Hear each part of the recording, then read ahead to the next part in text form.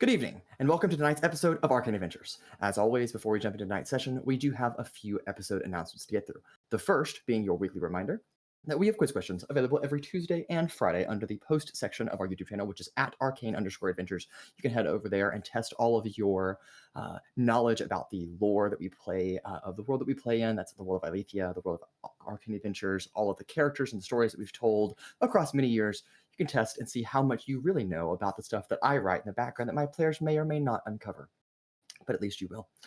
And in addition with those quiz questions, we also release shorts every Tuesday and Friday that highlight the most iconic moments of our session episodes for your laughs and enjoyment on the internet. And also, because we have social media pages, we also post those content, some with content and some without, on our social media platforms, which is both TikTok and Instagram. So you can head over to those pages. The link is obviously down in the video description of this YouTube video. But at least for now, that is all of our session announcements. So we'll go ahead and jump into tonight's episode of Arcane Adventures.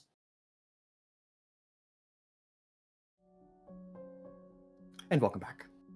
Last we left off, Lorem Ipsum, on the night of the 15th day of the month, split up after Marigold Burrows had ecstatically informed our group that we had attained the ultimate goal of becoming a noble house in the city of Provenere, but in fact, the mission has only just begun. With much to do and an important meeting with our allies just a few days ahead, Lorem Ipsum took the time with their staff to celebrate this great accomplishment before dividing themselves into two different groups.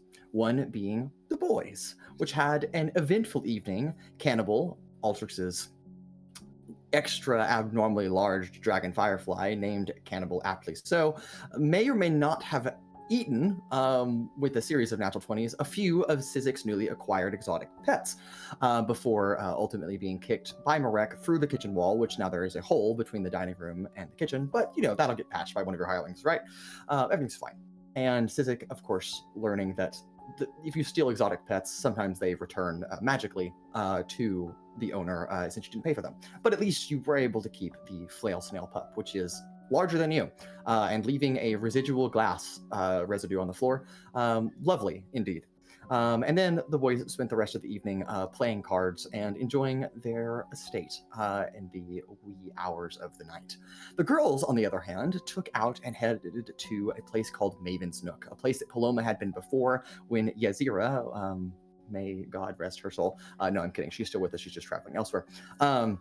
When she decided to have a girls' night with Yazira a long time ago, and took Genevieve and some of our other ladies out on a night on the town, which started rather uneventful, honestly, with a couple of party games and a little drinking, and orange juice for the children, of course. But what started as a uneventful evening quickly became eventful when a familiar assassin, later revealed as Quinny Calborn, Genevieve and Marek's previous handler for their organizational work with Azazal, the Titanium Blade, and another cloaked figure attacked the group, trying to poison several of them, and almost killed Genevieve, narrowly avoiding that terrible event. Paloma was able to, beat the skull in of Quinny, quite frankly, into the pavement behind the bar. And when we returned back to the inside, we found that some of our companions had been taken hostage as a kidnapping had occurred. And some adult napping too.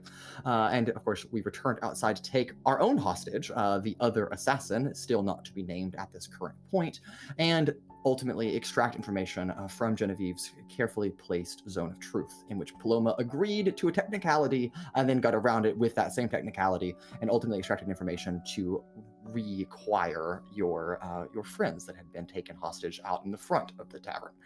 With that, after collecting the heads of some of the guards, Genevieve, you and Paloma have loaded up with your companions and this hostage you have taken that has been knocked out, and are embarking on your return to the coastal chateau.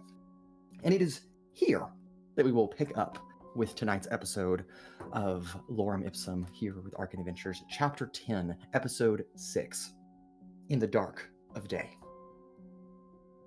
So, Girls' Night has almost concluded. Boys' Night itself has almost concluded. In fact, we'll pan to the boys for a moment. Gentlemen, you all have been enjoying your evening when suddenly the front doors of the coastal chateau bust open. Now, this does not trigger the alarm by any means because these are your companions. Genevieve returns with several of the other ladies, Irsi, Daikia, Genevieve's mother, and several others to name just a few. But Paloma storms off towards her bedroom, and the loud crash of a door slamming shut behind her is heard. But here in the now living room of the coastal chateau, all of you gentlemen, plus Genevieve, plus our several female NPCs are all present. And that is where we'll resume for this evening.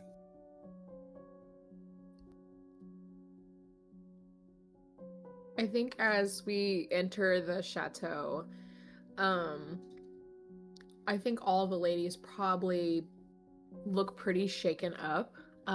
Some are probably bloodied, some more than others. Some were on the verge of death 3 times. But I think Genevieve kind of walks in, and I think she kind of walks in presuming that she had called y'all for help and did not get a response. And she's also holding 4 severed heads. And did our hostage go in the back? Like, where's our hostage? Your mother and Daikia are currently kind of dragging this hostage that's put in like a burlap sack almost, like a body bag, makeshift body bag, and kind of just like lays this figure on the floor in the middle of the living room. So that's kind of, I think, what y'all find as we come through the door. Is Genevieve still in her snake form? Too? Probably not. By the time we get back, she's probably back to normal.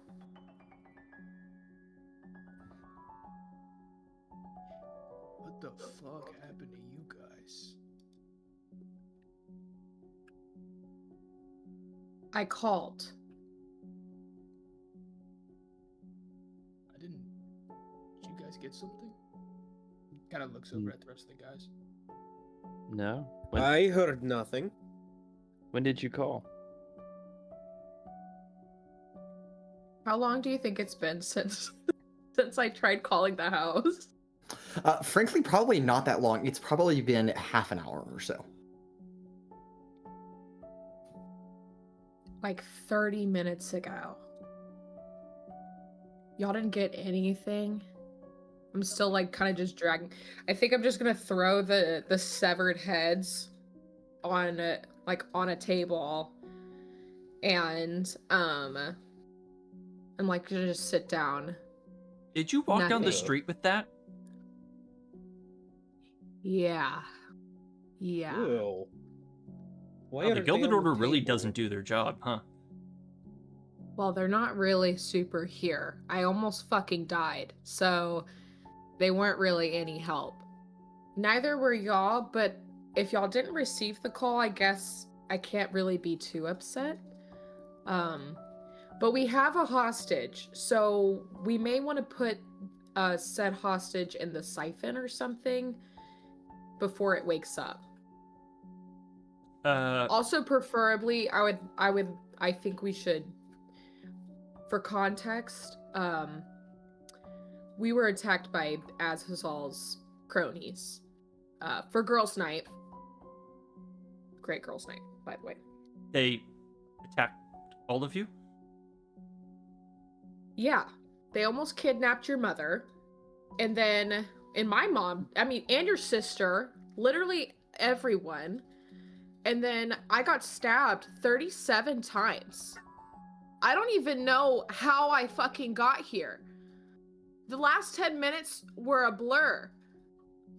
My insides are fucking burning.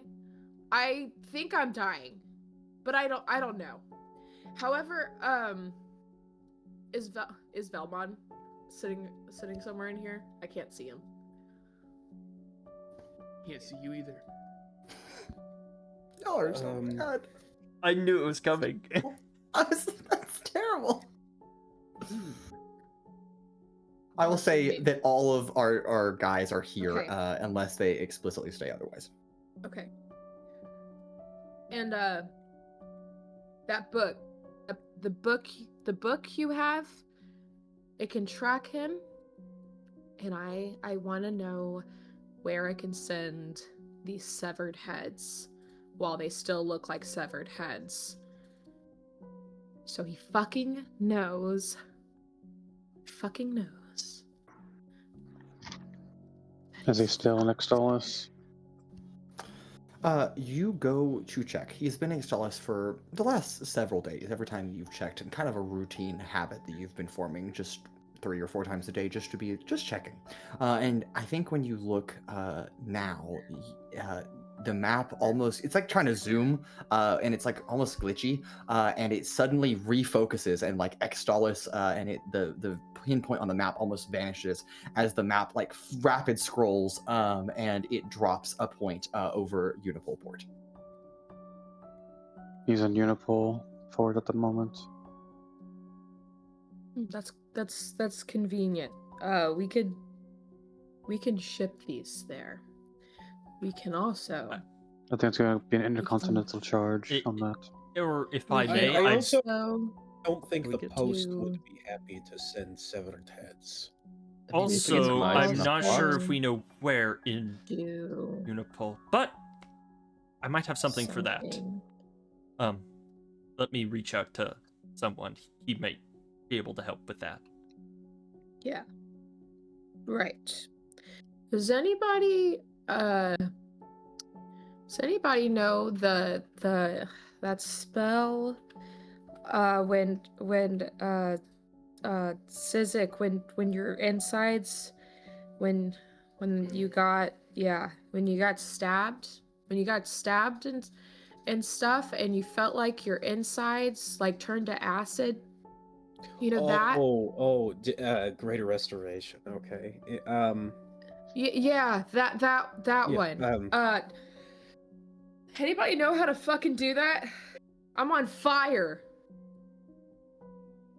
I mean, if no one here knows it, there's the doctor who does. Does one he of our take a- hirelings know it? I seriously Unfortunately doubt not. it. Unfortunately not. Not until much later on.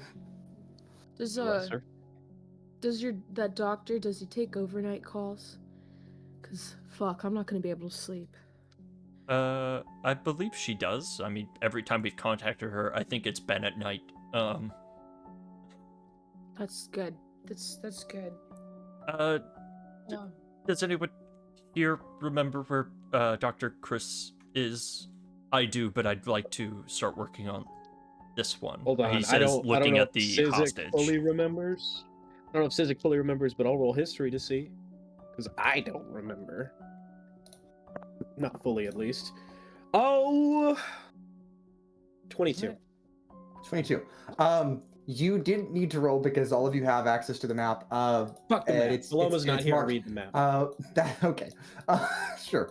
The Chris Medical Clinic is demarcated on that map, and it is on the eastern side. You guys live on the eastern side, in the Cardinal Acres district. I couple can just take in you case there's there. more. Perhaps, yes. It's probably a good idea. We could sever their heads too and include them in the package. That'd be great. Fuck. Okay, yeah, I'd like that. How None. about Can we we put can a we cap wait on to that? wait? Can we wait to the hostage? I want to be there. Oh God, I want to be there. I want to be there so bad. Can you wait for me, please? I don't see why not. I will spend the time making preparations in the meantime. Is That's it great. just me, That's or great. is she kind of scary? Who? You, right now? Me? You are very scary and very Me? mad. I am mad. I feel nauseous. Fuck. Oh, okay, can we go? Can we go? This fucking sucks. Sizik, Genevieve's right, and so is Marek. I will accompany you, at least. I will store this one in the siphon in case they try to locate them. I can work on the heads. Okay, I feel like the heads are not the priority, but you know what? I appreciate your enthusiasm. So you know what? Go ahead. Okay. Whatever I can do to help. Okay, so Pura is working on heads. Altrix is. I didn't ever think I'd have to say that. That's a sentence I never anticipated. Altrix, you will take our hostage friend into the siphon and make preparations, as you said. Sizik, along with Genevieve and at least Daikia, will accompany all of you to the Chris Medical Clinic. Marek, what are you doing? And Vellmon, what are you doing? Go with Genevieve to the clinic. Okay. Vellmon, what about you?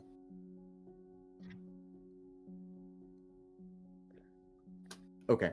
Vellmon stays here and helps Pura with the heads then. All right. So, Pura, we'll start with you since our other companions are traveling. And Altrix, I'll move to you next, and then we'll go to the Chris Medical Clinic. Vellmon and Pura, when you say deal with the heads, what exactly do you mean by that? What would you like to deal with about the heads? Well, first thing is there any ice in the house? Like in the kitchen? Ice? You know, that's a good question. Let's see how modern your kitchen is. There might be like a little bit. Probably not enough to pack 4 heads worth into an area. In all of my blood research, have I researched anything that would help with like preserving blood? Sure. Go ahead and give me.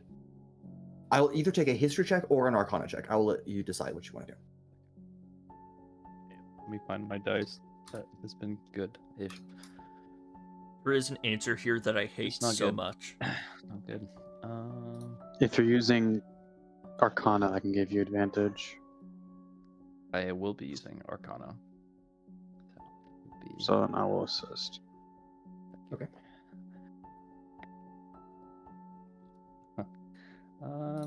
That would be a 9. With advantage? Yes. Okay. Unless can I do what's it called? Can I give him guidance? Enhanceability. Okay. I will let you re-roll. The DC is going to be higher because of the re-roll, but I will let you cast enhanceability in Vellmon. You can give advantage to Pura and also cast guidance. So Pura take an extra D4 and advantage. The DC will be higher though because this is your second time you're trying to attempt to recall this information. I mean, it's worth it. In Pura's case, you should lower the DC because you know it's not going to get any better. Yeah, I lower it to a 2 just knowing that Pura's going to roll 2 natural ones. I mean, my advantage die was a natural 1, so you know. Yeah. Let's see how it goes. Okay. That's 14.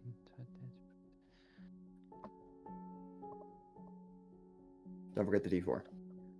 21. 21. Okay.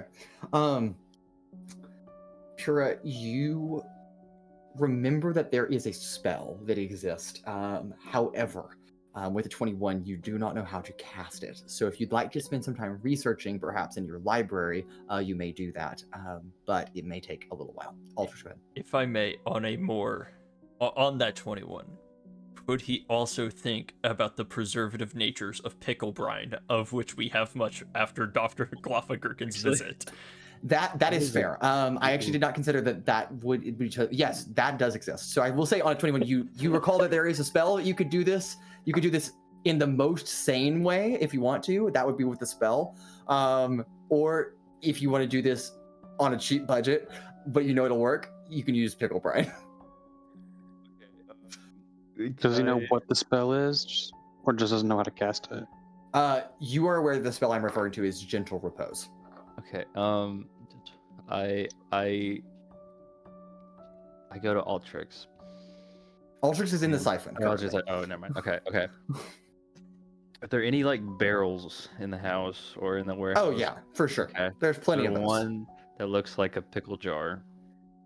Yeah, Dr. Gloffergergen took special care to, as like a parting gift, leave you a bunch of just regular non-magical pickles. Magical that they grow on trees, but non-magical in the sense they don't have any other effects. And left you just a whole thing of that, and you could dump the pickles out and put them in a different container, and then just use the the vat that they come in. Okay. How many pickles? Eat whatever would fit in one of those like 50-gallon drums, basically. It's a lot of pickles. Okay, I'm gonna get a. They're very good barrel. tasting. I mean, I highly recommend eating them, but Is it like the clear, like a pickle jar? no, this is like a wooden barrel. Wooden barrel. Oh, okay, never mind. Okay, I'll just go get like a barrel from like the warehouse and Okay, put the heads in it. Great. And then put the pickle juice in there. okay. You watch the heads disappear beneath the murky green vinegar-esque water. Very well. Yeah, and then I'll put like a sticker on it and like a little bow, and then put like 4 azethol. Okay, understood. On the bright side, Love it's going that. to be much easier to ship now. That's true. It probably will be. Pickles. They're pickles. Don't worry. Okay.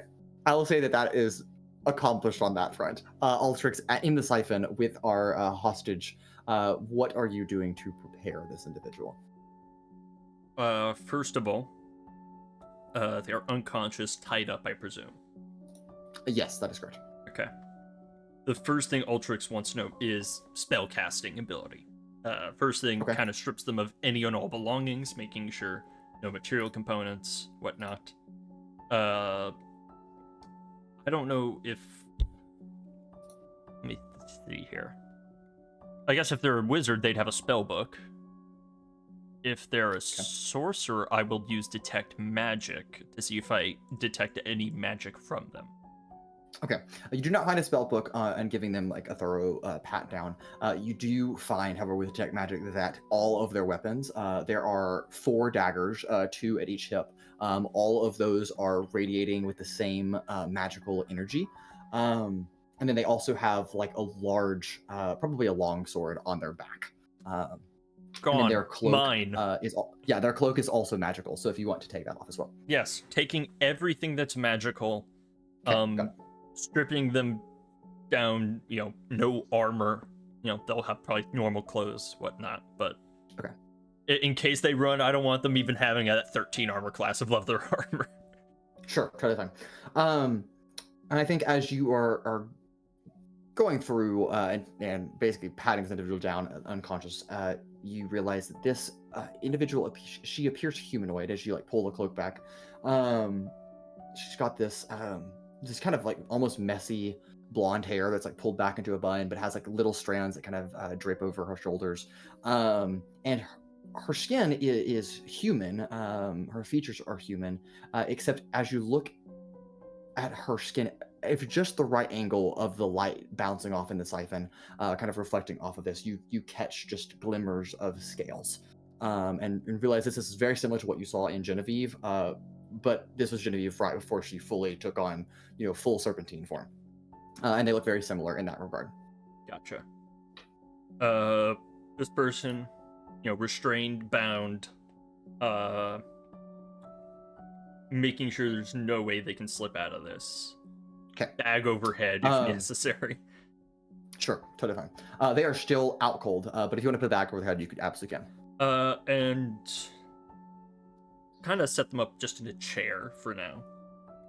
But in a somewhat familiar scenario, is unlike before, it seems the siphon is now almost designed for this. With the portion of the Arcane engine currently operating with the Anchor of Akadon. It seems almost this time designed to be swapped out, have other things placed inside, unlike the first version of the siphon. As he begins preparing several utensils, laying them out, needles, whatnot, a -1 dagger, The bone and dagger. Altrix will just sit here watching them and waiting for the rest of the party to. Okay, very well. All right. From here, we move to the journey to the Chris Medical Clinic, which doesn't take very long to get there. Probably 10 minutes. Moving at a decent pace. Genevieve's injured, but being kind of shouldered by both Marek and Daikia that are helping you move along. And Sizik, of course, you're kind of leading the way. As you arrive at the Chris Medical Clinic, it is late hours of the evening here. However, medicine never rests. And so there at least is someone always working the medical clinic if anyone needs it, like in situations as is this. And Dr. Chris herself is present this evening. As all of you enter this chamber, I think she immediately looking over you, Genevieve, and can tell that no fully stable person enters a chamber like this, and immediately is aware that something is wrong. So as she begins to approach you, goodness gracious, what happened? Girls' night gone horrible, horribly wrong. My insides are burning so bad. All right. Do you know what you were? It looks like a stab wound. Do you know what you were stabbed by? Some kind of dagger. I think there was a lot of. It was in and out a lot. So I don't know, something like that. Understood. Follow me, please. And she leads you to just like a private clinic, almost like a doctor's room, doctor's office, kind of away from prying eyes. And Sizik and Marek and Genevieve and Daiki all kind of cram in here with her. It's again very crowded in this space, only meant to hold like 2 or 3 people, and there's 5 of you in here now. Okay, please lay down on this table. I'll lay down. I'll do what she says. Okay, were any of you witnesses to this particular incident? And Daikia, unfortunately, she did not see this event happen, although she was there, but other things are happening. Okay, bit of investigative work then, that is fine. All right. So, she begins to pull out a full-on, a bunch of tools, similar to what Altrix is operating with, but these are for medical practice. I'm going to maintain conversation with you to make sure that you are feeling fine. I'm not going to lie to you. This is going to hurt, but try to maintain a conversation with me. So, what prompted you to go to Girls' Night? As she jabs you with a needle into your gut. Oh, fuck. Yeah, just fun. Just really wanted to have some fun because, everything's been real crazy. My dad sucks, so, Girls' Night seems necessary for that. Yeah. What's next? What's that in? No worries. She now kind of pulling the syringe back and filling it with this like viscous like blood, but it's like almost like a translucent red mixed with green. And she's like extracting it from you. And she plucks a feather from her body and places it on the table next to you, and drops a few drops from the syringe onto it and watch it kind of like sizzle through. Interesting. That is not normal. Acid poison mixture. All right, we're going to need to do a little bit of exploratory surgery to figure out how deep this wound goes. Again, I apologize. And she pulls out some goggles, puts those on, and she gestures Marek and Sizik and Taikia. If you're not comfortable with gore, I would look away. I've seen her banged up a time or two. Okay. Yeah, let's get started then. And she kind of leans over, like almost just a few inches away from your abdomen now, Genevieve, and you feel like metal clamps go in and like pull open your gut, and she begins to like stick, a feathered hand down in there, and starts like prying around with a tool, and you can feel different portions jab against like your intestines. All right, we've got a perforated bowel, and also your stomach is still intact, thank goodness. Your pancreas is half intact. Your spleen is okay. and your gallbladder seems to be fine as well. So, not terribly extensive damage, but you're going to need some urgent care, which is what we're here for. And she rushes out of the room and comes back, but less than 60 seconds later, with this sparkling, it looks like a healing potion, but all of you can tell that it's something definitely different than a healing potion. It doesn't quite have that fully red HP vial hue to it. This one has a little bit more of like a purplish or magenta coloration to it as she walks up to you, Genevieve. This is going to burn, and I apologize, as she uncorks it and dumps it into your abdomen. And Genevieve, it sears like fire across your gut.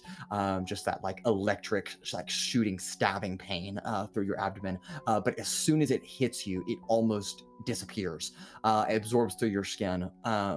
And you feel your skin begin to like grow back, and you feel the perforation, and you feel the tissue kind of like stitch itself back together, as this is a bottled form of greater restoration. Well, not my finest work, but that's what I'm here for. You look to be all better. If you have any further complications, though, I would come back at once. Any other questions before I send you on your way? Thanks, Doc. Of course. Which This one of kind you of should helps Genevieve up a little bit. Which one of you should I discuss for payment? I'll handle it. All right. I'll meet you at the front desk. Okay.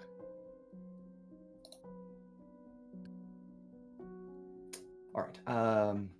Marek, she kind of gathers her things, tidies up, washes her hands off. So it takes her a few minutes to come back out. Genevieve, you're still feeling groggy, but at least your skin is back intact again, and that burning sensation is no longer there. But almost that like phantom pain of it still being there, even though it's not, still hits you. So you like every so often you're still kind of feeling it, but at least you're intact and not dying anymore. Mareka, she comes out looking fresh as new, and approaches the front desk, looks down at like a ledger book, and references everything. All right, total services are going to come out to about, let's say 500 gold pieces. Healing's not cheap. I got literally 475 gold pieces. I'll take it. Thank you very much. And he gives his entire gold, including the pouch, because Okay. he no longer has a Yeah. wallet because that was literally all of his gold. Love that. Great. Okay. Genevieve, you are healed. Services paid for, medical tabs closed, so at least you don't have to go to collections for the next 7 years.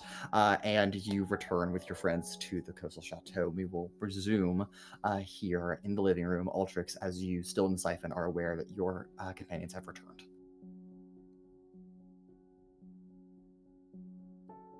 There we go. Once they return, Altrix will just do one last check, make sure they are fully out cold and secured. And with that, we'll exit the siphon to greet everyone. Okay. I think at this point, Daikia will take Irsi and kind of leave all of you to do whatever work you need to. Irsi, despite smiling at seeing Genevieve chopping heads, her mother, at least, does not want her to witness any more of this thing that's about to happen, and she's very well aware of how certain interrogations go. After all, she may or may not have taught Altrix a few things about how to get information out of some people if you need to. Just, life skills, survival skills. And she will depart. Genevieve, your mother is making sure that you are okay as you come back in. Are you all right, honey? Definitely better now. Hold on.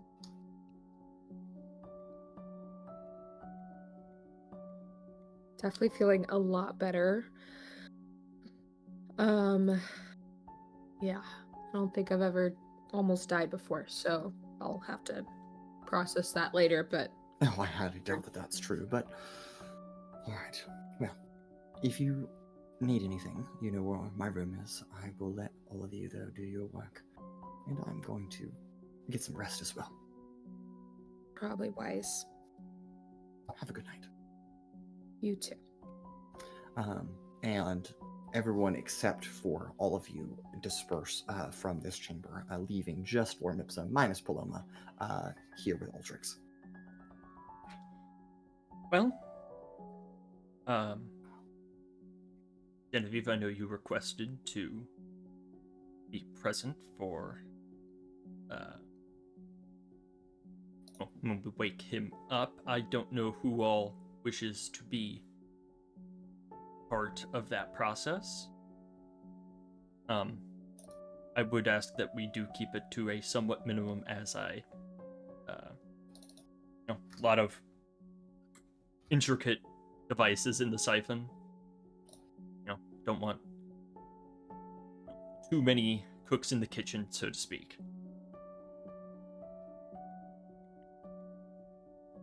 Probably a good idea. While everyone's figuring out what they're doing, Paloma and I used Stone of Truth on this individual, and that was helpful. So I can cast that again to help us in interrogating. Oh, that would be most beneficial. Kinda makes all of my plans redundant, but we'll just try them out another day. I'm happy to do your plans. Again, not exactly. Priorities are answers. So, myself, Genevieve, anyone else in particular wish to participate? I'll join you as long as I can bring my pet to tag along. It can probably help intimidate. I'm sure that these interrogatees would not want to get slapped in the face with a snail. I'm gonna look at this fucking snail. You said it's turning the floor to like a glass of sorts? It also, its head has like flails. Its head has like tentacles with flails. I'm looking at this thing. Yeah, it doesn't turn the floor to glass. It leaves like it's like a glassy, a glassy like residue behind it. It's not the same as glass, but you speculate that maybe it could be used as glass if you wanted it to be. Just looks at this thing for a second, looks back to Sizik. I'm gonna be fully honest, I really don't want to have to clean that up. Oh. Not to mention whatever those flails do. That is the point. Yeah, I feel like there's more things of mine to break in the siphon than theirs. I'll watch out Now. for your pet, Sizik. I appreciate the thought, though. Also, I thought of a good name finally. I gotta take this down. What is it? It's either gonna be a pun or the dumbest fucking name. Those are the same thing. Go ahead, Cole. What have you named this flail snail pup? Hevel. All right. Honestly, respect. Pebble. Say Love Hevel it. or Havel? Pebble. Like a rock Pebble. stone. Wall rock. Yeah, Pebble. Pebble. Hobble. No, I'm gonna name him Puta. His name is Puta. No, we can't have that. No, we can't have that. All right. Okay. No offense, So, sir. just me and Genevieve then? It sounds like Sizik is still planning on going if Marek is going to watch Pebble. Yes, I shall join you if you sure you do not mind to watch. He kind of pats one of the flails, like not really knowing where to pat. It hurts. Not like doesn't do any damage, but it's very spiky. You're like, He tries to conceal it. That he's like wincing. He's trying really hard to not let Sizik know. Yeah. I found that it is much simpler to pet the shell. Noted. Pura, did you want to come too?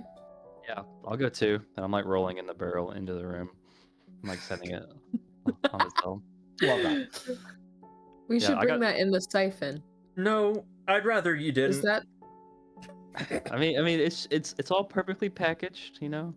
We can just. What if we send it off. what if we show the hostage? I would rather the their flail snail friends not hit the brine head barrel and cause no, I'm drawing the line there. We could also put the hostage in the barrel. No, we are not doing There's that. some waterboarding. The bucket of piss didn't work. Why would you think Waterboarding. this would work? You know, okay. We can leave the barrel. I do have some ideas though for. Look, I am don't know afraid what of your any goal is with the ideas barrel. Peter That is comes up none of with. my business. I do not want to be associated with that barrel. In fact, I need you to cover up the Lorem Ipsum logo on that barrel. That needs to be gone. Oh. Well, but he has to know who sent Oh, You it. can say know? from Pura and Genevieve. I don't. But we need to leave a message. Oh, okay. Like Lorem Yeah. Ipsum means business. Okay, fine. You can keep the Lorem Ipsum logo. Don't bring it in the siphon. Okay, deal. Okay. So I everyone do- minus Paloma who went upstairs? Well, Marek's not going because he's watching the snail. Okay. Neither is the snail. Neither is the Listen snail to going. this conversation. And Vellmon, that leaves you undecided. Last time I interrogated someone, I drowned them in piss. Cool. So no. So me, Genevieve, Pura, Sizik, you're coming minus Snail. Yes. Okay, before we go in, I think this hostage that contributed to the 37 stab wounds and whatever Marek paid for my medical bill, I think maybe Zone of Truth, we use that last. Everything else y'all had in mind, I think that'd be great. I think it's well deserved. Just saying. I will make them suffer.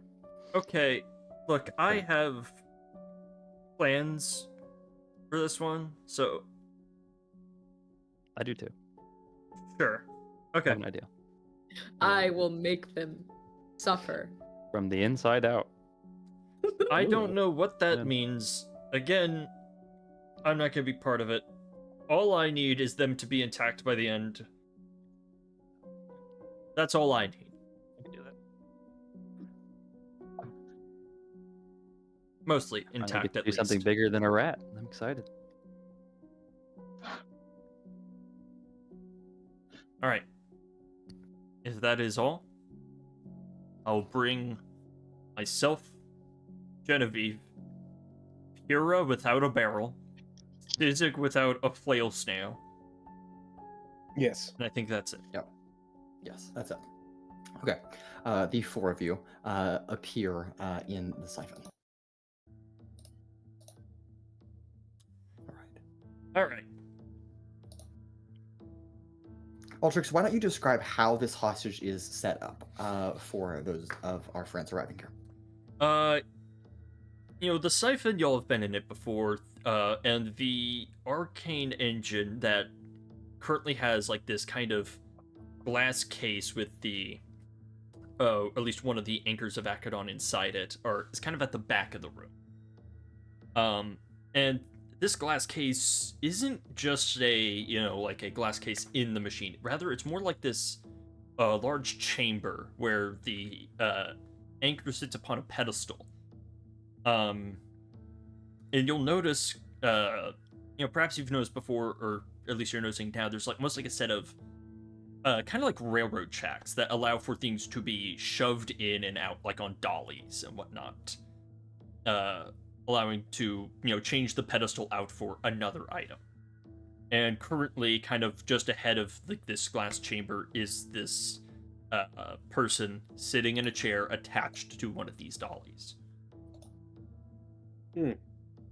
Of course, bound in ropes, hands behind the chair, bag overhead. Okay. Very well. Well, I will let you guys proceed this interrogation how you'd like to go. All right.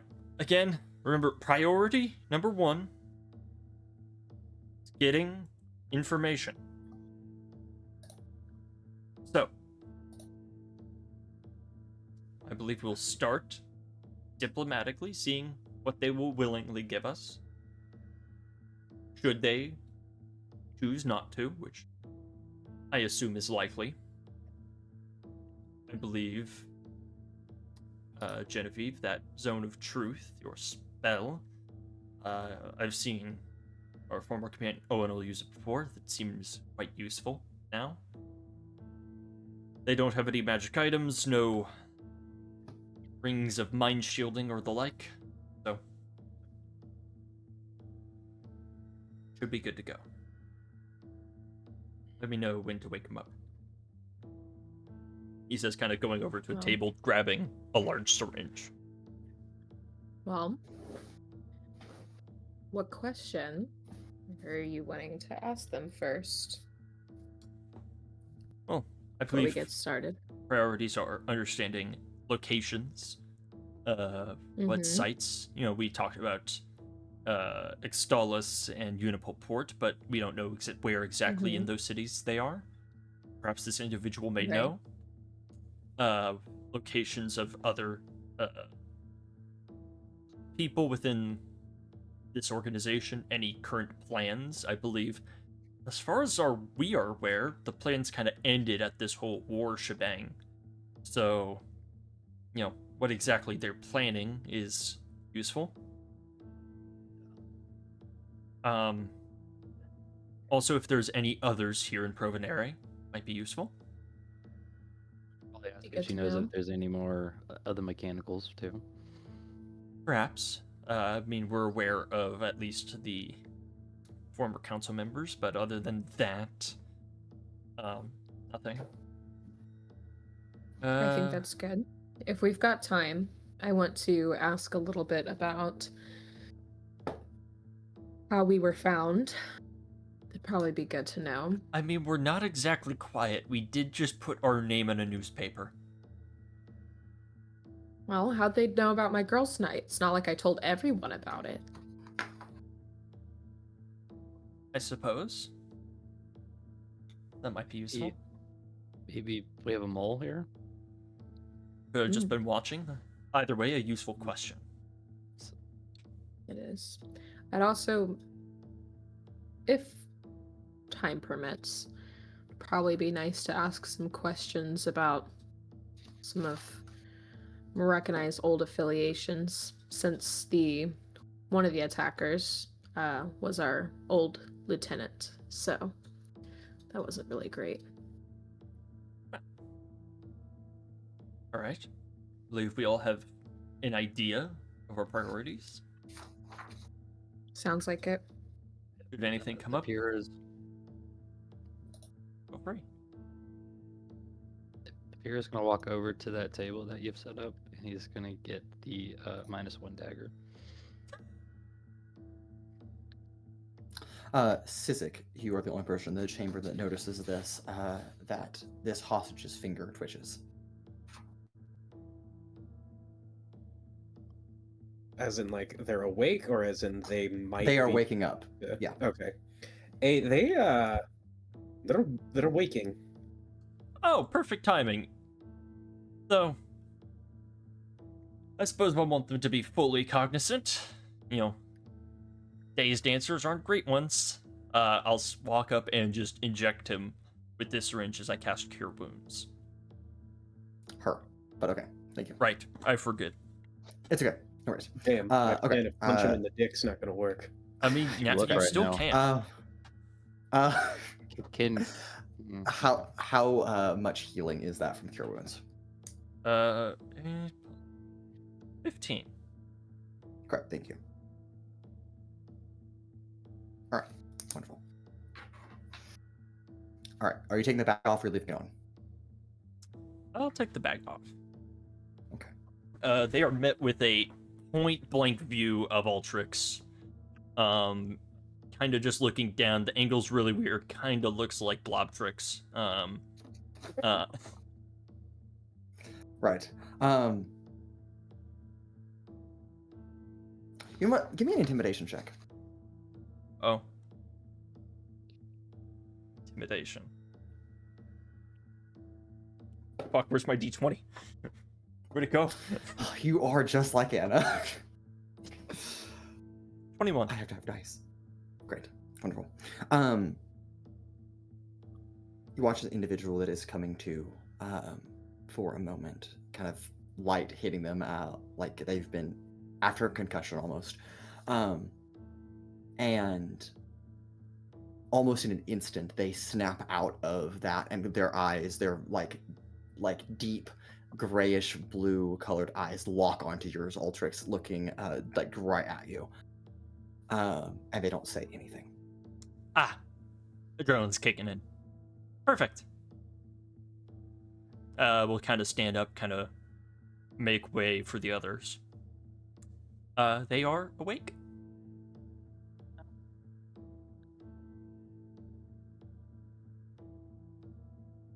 Genevieve's going to find like a wherever in the siphon, kind of standoffish, from like still within where everyone is, but a little standoffish, and she's going to take her lute and just strum one string over and over again, but like same timing between each pluck, just kind of slow and methodical. Just kind of like psychologically hoping over time that's going to contribute to maybe a little bit of a mental break. Okay. And Pura is gonna walk up to her, not say anything, but just start like examining her, and like the different like cuts and bruises and body parts, and just kind of like, but like just not saying anything. Okay. Sizik, is there anything you'd like to do? Yeah.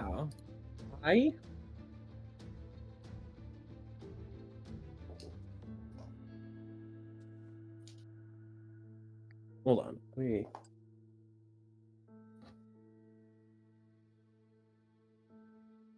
Yes, there is something I would love to do. Okay. I'm gonna go up. I'm gonna give him a nice tap on the shoulder. And I'm gonna hex their charisma. Okay. Nice move. I have disadvantage on all charisma checks. Is there also anything anybody can do to like lower their constitution, like a constitution saving throw? Hex. I mean, I could Not a disadvantage saving it, but throw. I'm charisma. Saving throw. But yeah, but not for a save. That would have to be something else entirely. Okay. Well, nice move. Nice move indeed. You are they are- safe for now. Oh, thank you. But don't make us angry. And perhaps you will stay safe.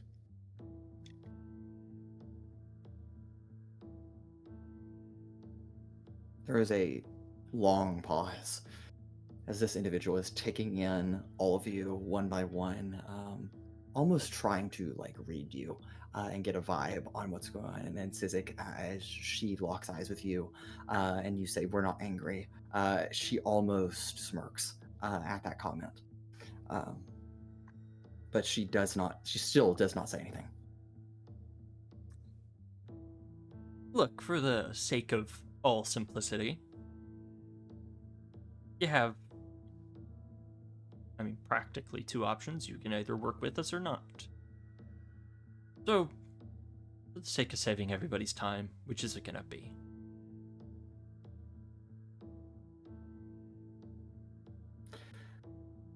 You know, that's quite one-sided of you to say.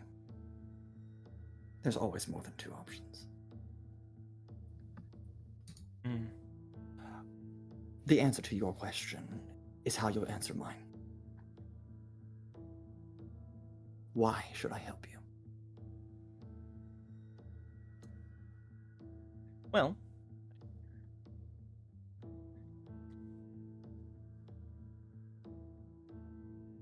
that is a good question. Suppose that depends upon your philosophy of the world. I personally would see it as it's a final opportunity to right wrongs of the past.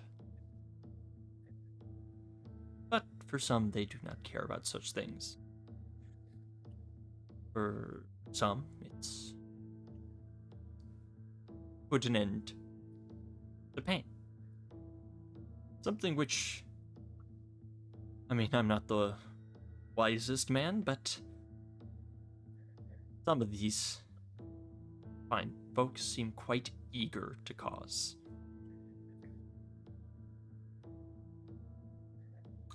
Here's the thing. I do not wish you pain. That is not my goal.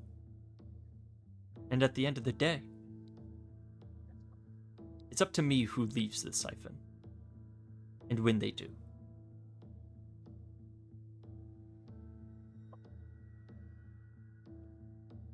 Very well.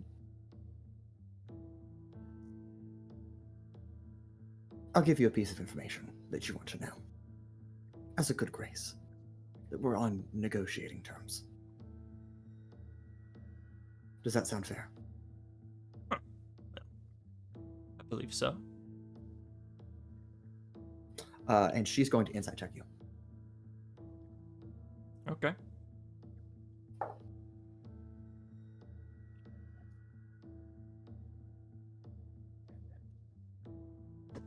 I just wanted to know if you are being honest when you say okay to that, or if you're not. I think in general being a little dishonest. Okay. In that case, with a 28 on the die, in that hint of dishonesty, what part are you dishonest about? The implication that they will be safe if they work with us. Okay. Altrix, she stares at you. I will not proceed forward until I have assured that we're on the same playing field. Same playing field. Oh, but we're not. Exactly. So, for someone who's in a bind, as I would say myself is in, I would have no reason to assist you. Especially knowing the cost of the information once it leaves my lips. So if you give assurances, then maybe I'd be more willing to comply. I feel like I don't know about assurances, but also the fact that we can cause you intense pain in this moment if you don't comply with us. I think that I've been might through a lot. I think I'll be fine. Well, I guess I must ask, what assurances are you looking for? For starters, the assurances that we can negotiate about further assurances. What the fuck does that mean? You must be quite inexperienced in interrogations. I suppose I've only done 2. And Did well, you get anything helpful? I will say I did on the second one. Oh, improving. Now, that being said, so you want to be assured that you can be assured? No. I want you to agree to the simple term that from here on forward, I volunteer information at the price that you and I agree to. I get something, you get something. If you just plan on killing me, then why would I give you anything?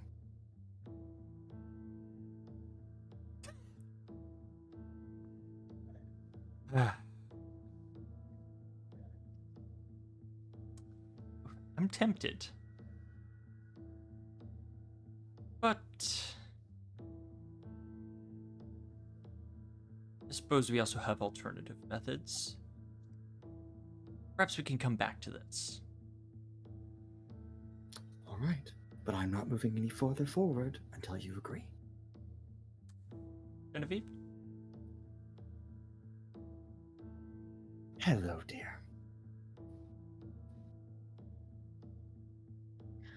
I'll stop strumming and I'll just kind of look at this individual. What's your terms? I've already given them. What's the price? I mean, That depends on what information I'm willing to give. And, more specifically, what information you want to know.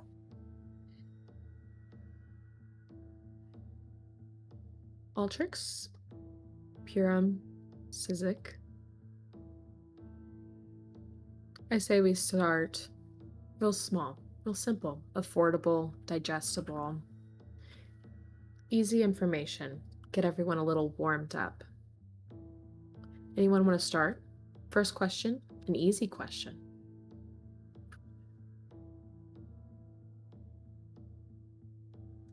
Suppose the easiest question would be, how did you know when/where ambush, I guess the half of us, is our question.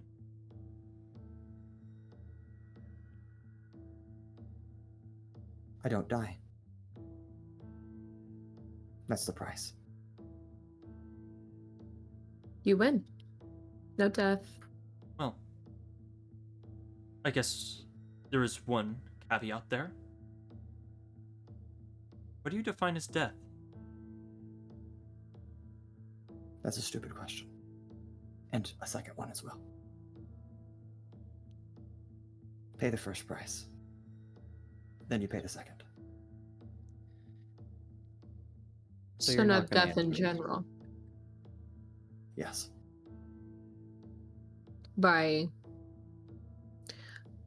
Could you be a little bit more specific? Like no death in general?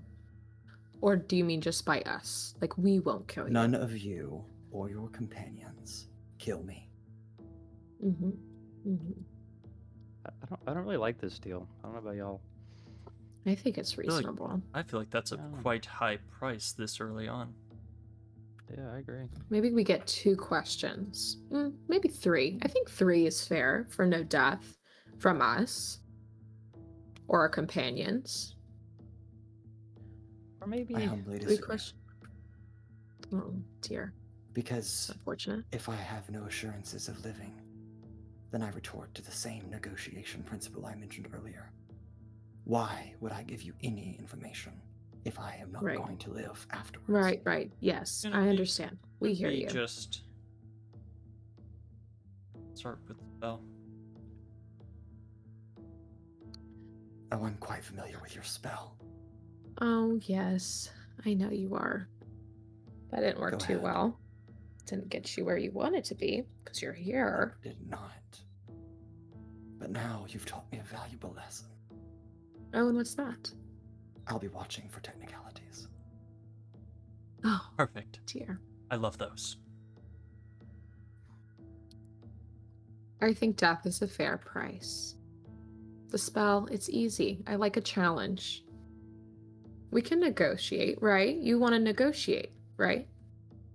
We're open to I'm willing. negotiating? I'm willing to be Yes. there with you. Right. No death from us or the companions outside. But I think, I do think you're right. It's expensive. Negotiate maybe a couple easy questions 2. for that. How about 3?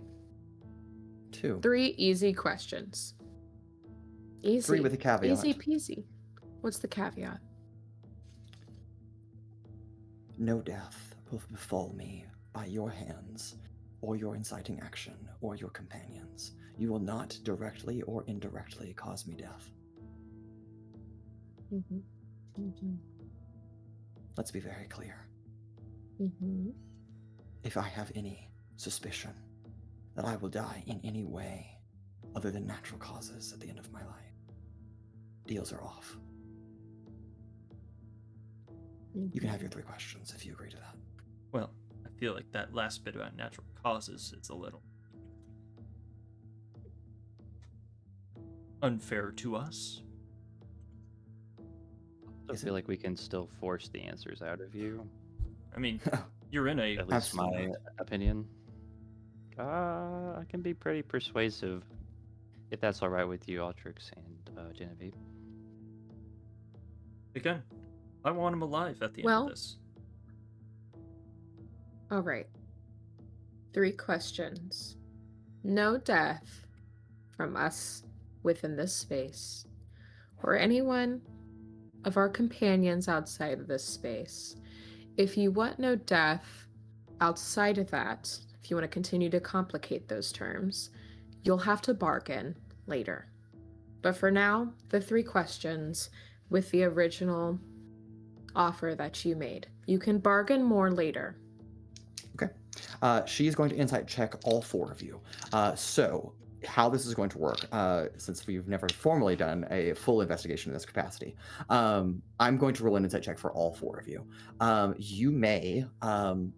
You may just say I'm being truthful. You don't have to roll if you want to do that. If you are trying to be dishonest, you need to tell me that you're doing that above table so that I'm aware that you need to roll a persuasion or deception check in that regard. Persuasion is, of course, more for honesty. Deception is more for dishonesty. Of course, if you can find any other reasons that you would be able to flip-flop those, be my guest, and I'll hear out your offer. Yes, I think we'll do with that. So, Sizik, we'll start with you. Genevieve is agreeing on all 4 of your behalves to the terms of this open negotiation. She'll answer questions. You will all settle prices together on the ground terms that she is not dying in any capacity. And so, Sizik, would you like to roll, or would you like to just tell me that you're being honest? I can't hear you. I'm sorry. He's being honest. Okay, great. Pura. I guess dishonest, because Pura has every intention to bring her as close to death as possible. But that's not what she said. She only said that we Right. can't kill her, not that we can't Right. I would hurt be her. honest. Right. I would be We've honest. said no. We haven't done Yeah. no torture yet. Yeah, but I feel like this kind of like negates the whole like torture part. Well, she's not gonna Just die. for No. just for clarification, Mason, Yes. are we agree? Is this for the original terms that we will not directly kill her, Yeah. or is she? Because we're trying to argue for that first set of terms and say that she can try to barter for the other set that she brought up. No, that is she is on the premise of her most recent offer, which is you get 3 questions out of your promise that she does not die by any means from you, Of- your companions, or any capacity. Okay. Yeah, any previous offer, if you do not take it, is rescinded. Yes.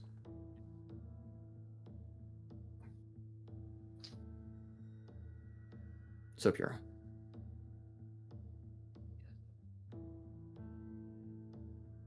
I guess honest. Okay. He doesn't want to kill her, but he definitely wants to Okay. make her suffer. Genevieve. Genevieve's honest. Okay. Altrix. I am going to say Altrix is dishonest purely because he isn't sure. Okay. I think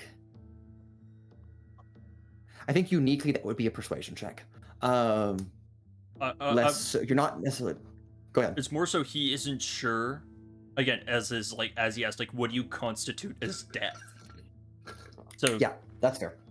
I do think it is being a little deceptive to say, of course, Okay. wink, wink. Okay. Then go ahead and give me a deception check.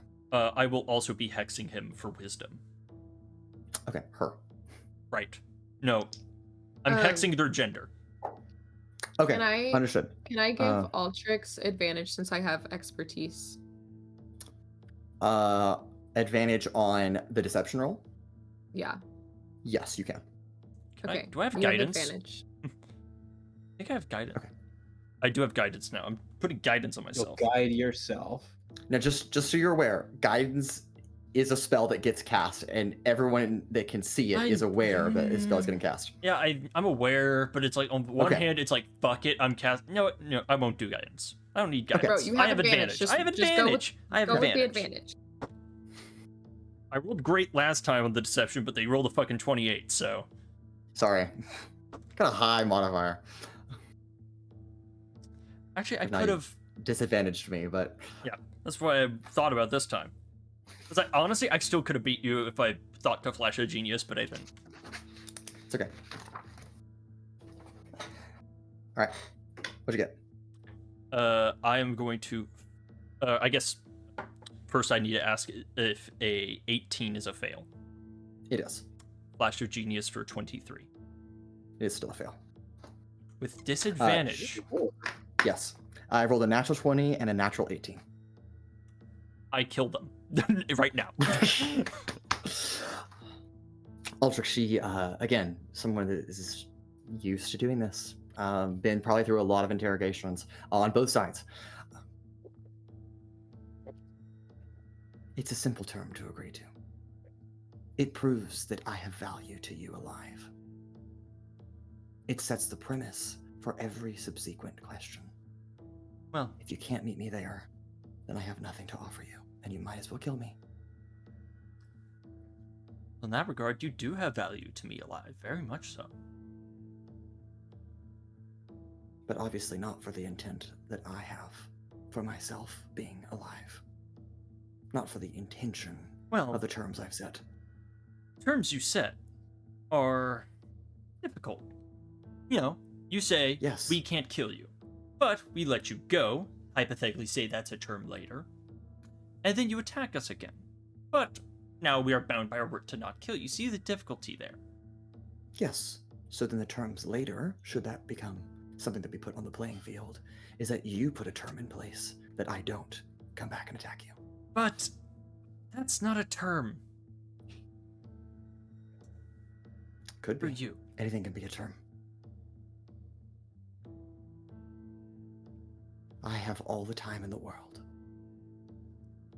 Do you? Because whether my life ends in 3 minutes, or 3 hours, or 3 days, the clock is ticking.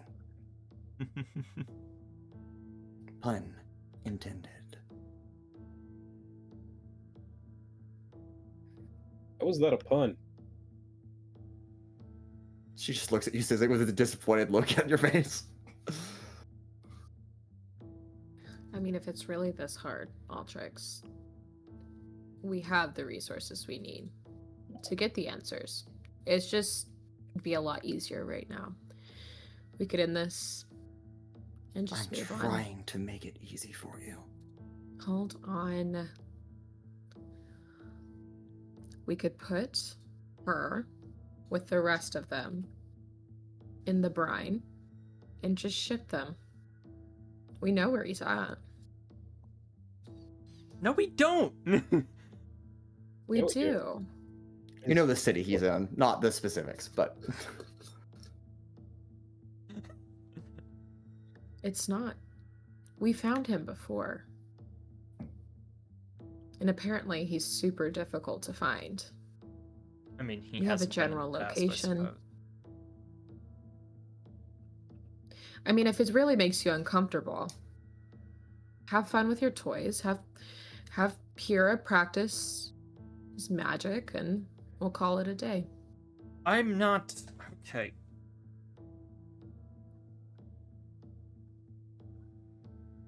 I mean, the fact that she's even alive at all right now is a miracle. The rest of them aren't.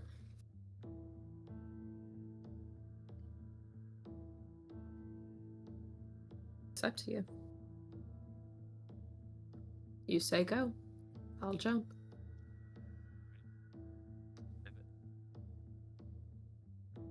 Let's try the spell. I need to review something. He'll kind of go off to a corner. I don't want to do the spell. She knows it. It won't work well.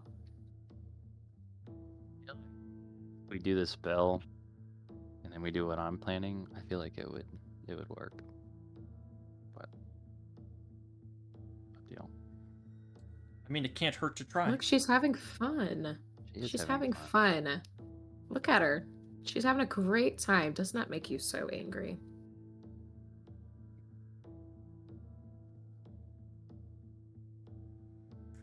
How bloody does she look right now?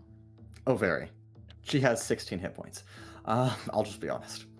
And she would have had 1, but Altrix gave her 15 with gear wounds. A nice gesture. Well, if that's the case, I'll tell you what. We do my plan. And when we're done, I'll back out. Leave them fully to you. Who are you speaking to? I'm sorry. Genevieve. Okay. You know, I will adhere the will of the party if my plan is unsuccessful. I mean, honestly, I really don't care too much about her. I just wanted to be here. All right. We can... Good to know. All right. Altrix kind of gathers a selection of notes. These are all odd, as most of his notes are very well organized, and he very much knows what he's talking about. These are not. It appears like something he does not understand at all. Just kind of hastily scribbles. Things are just scratched out, question marks all over. Kind of grabs them through just a sec. Kind of hunches before the prisoner. Do you know what a soul is?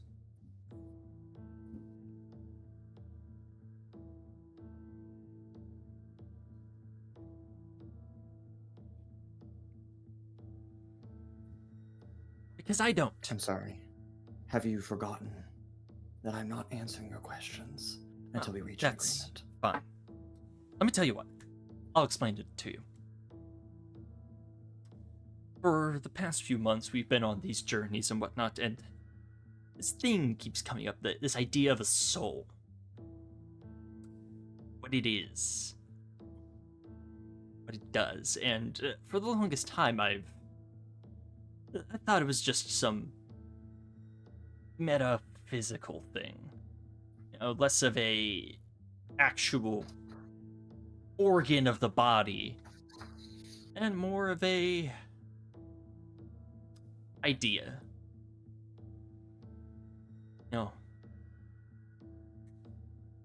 Then something happened. We've been going with travels and all this thing about other people and souls, and now I don't have one, apparently.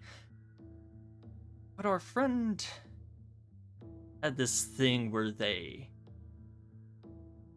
was a container of sorts full of them. And that got me thinking. Souls are real. Tangible, even.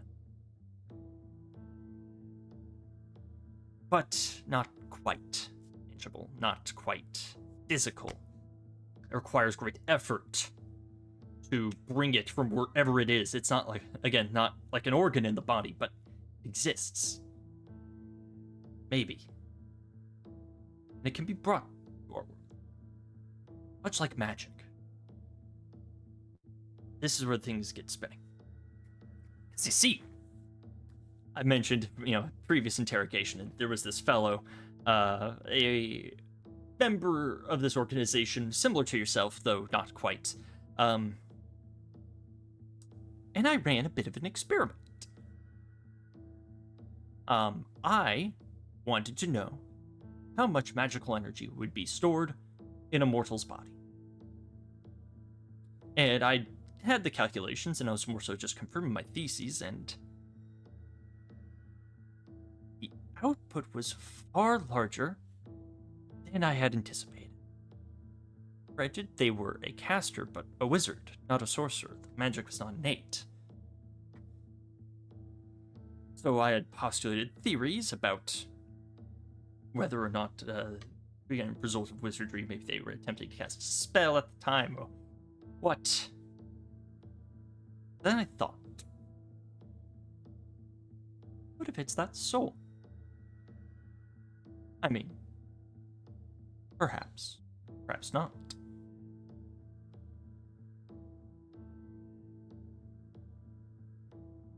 Well, fortunately, I do not need you to cooperate to have you help me answer that question. And Altrix will kind of go up to Pura, trying to take the dagger back.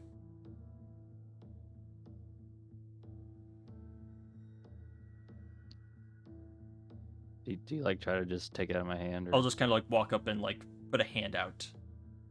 Okay, I'll give you the dagger. Grab it. See, while you were out, I was doing a lot of preparations, took my measurements, ran my calculations. So here's the thing.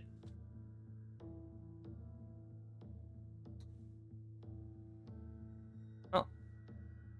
I won't explain it to you. Let's just get to the science. Altrix will kind of go up and just kind of draw a finger up and honestly just cut off a pinky finger. Okay. I don't need you to make an attack roll for that. Obviously, with enough time, which you have, you can just continue to do it until you hit. I do need you to roll damage for that, though. Damage. Hell yeah. -1 dagger. Yep. Non-lethal damage. Well, that's a 4 on the die. So, -1 becomes 3, -1 strength becomes 2. Okay. Understood. You lop off of pinky finger.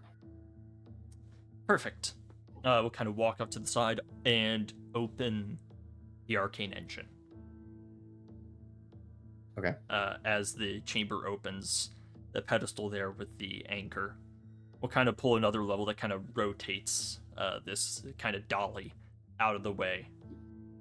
And we'll just kind of set the finger in there. Close it. Can I try to either perception, insight, whatever, to kind of just see if I'm noticing any body language or anything with the hostage where they're looking? Yeah, give me an insight check. Okay. I don't know shit. So Okay. that one. Okay. I don't know nothing. Altrix, go ahead. I will throw it in there and begin an extraction process. Okay.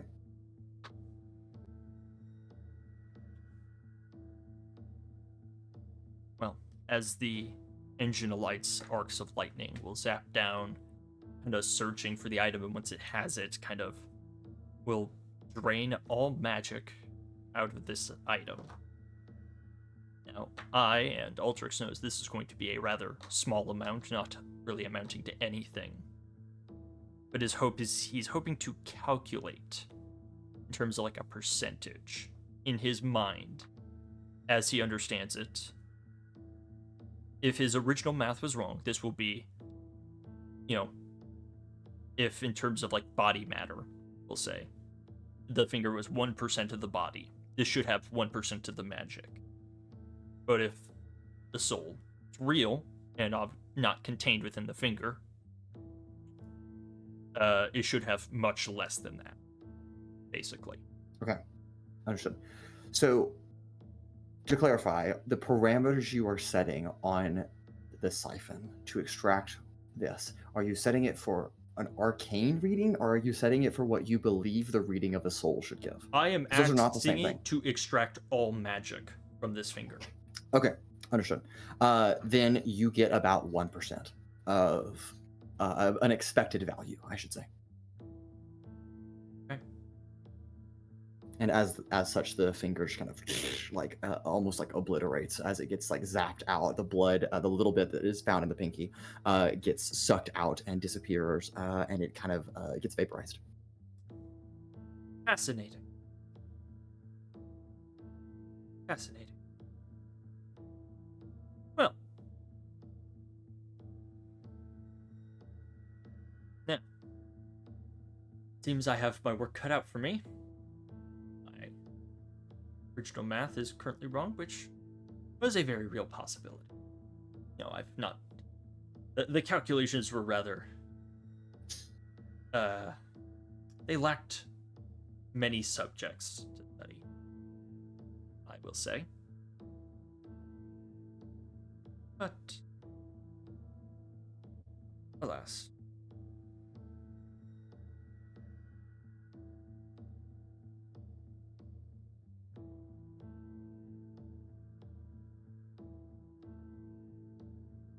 However,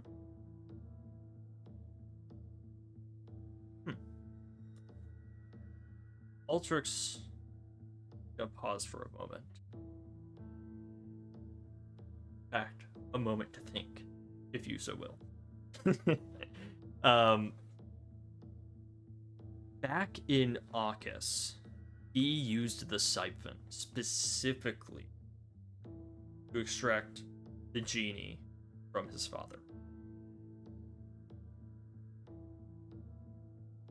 And now he's thinking about it in this new light of, was that it? There was no part of the genie, it was all magic. So, I guess what I'm going to ask is, does Altrix think he can make a distinction between the magic of life itself, animation, living tissue, whatnot, and a soul? I don't know. Does Altrix think he can do that?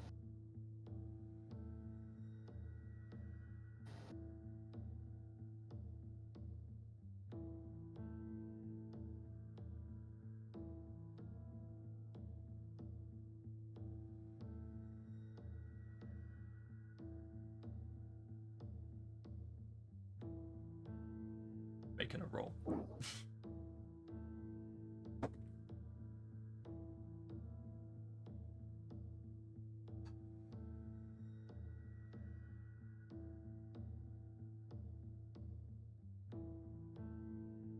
Well, I will need time to look over these results.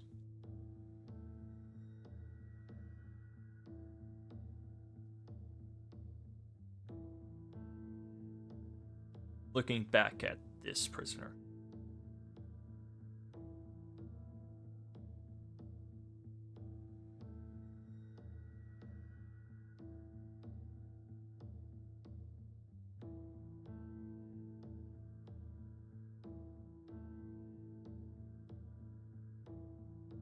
Genevieve? You're free to make whatever deals you like.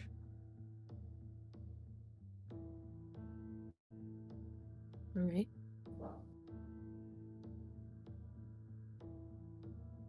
How does 9 fingers feel instead of 10? Would you like to make that one of your questions? Oh my god, we should just kill him. No. Totally could. Well, you're not a lot of fun. This is how this is gonna go. I'll let you choose. I'll give you 2 options. We can make a bet going in, lay the ante down, and that will get us through a round of questioning. Keep it real light, real simple, some conversation, if you will. And then as the questions progress and get more difficult, as they impose more risk to you, if you are to leave this place, you can bargain and name your price. And we'll go back and forth. So on and so forth. The riskier the information, the more valuable it is, the price. However, you seem to have expensive tastes. And for simple questions, I don't think your life is worth that much. I've been in your line of work, maybe not as successful as you. I understand partially what you're coming in with, and partially what would happen if you were to walk out of here sharing any knowledge that you're not supposed to share. I know not to trust you, and you know not to trust me. A bargain is reasonable. We can go that way. The other way that this can go down is you can name a price for every question, but I don't think you're going to get very far. And you may not get the result that you may be hoping for. What sounds more reasonable to you? A or B? For starters, those are the same option, presented two different ways. But I know what you're meaning. Sure. I've already laid down the ante of this bet.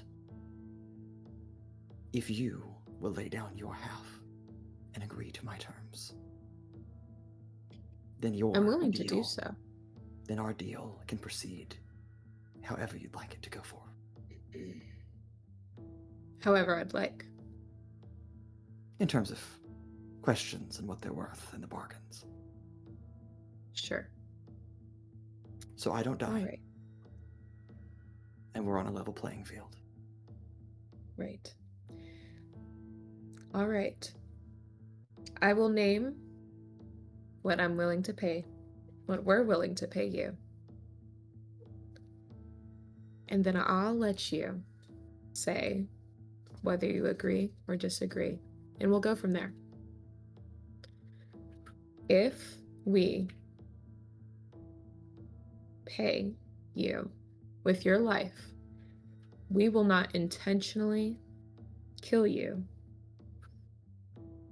or let any sort of death befall you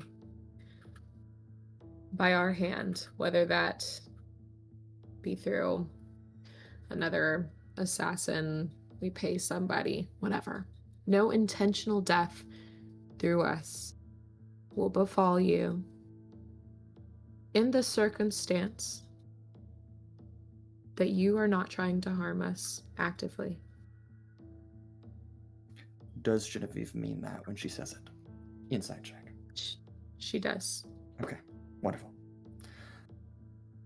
I shake your hand, but they're tied down. But we have a deal. Okay. Some easy questions. Also, Easy questions. I'd rather not touch your hands. They stabbed me at least 17 times. Quite sorry about that. I know you're not. It's fine. Okay. The first question, now that payment has gone through. What means, the question that Altrix had asked you earlier, did you find us?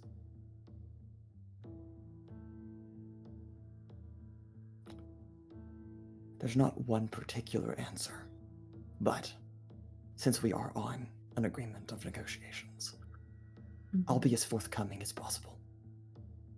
Okay. You live in a very pretty house. You are all very easy to find.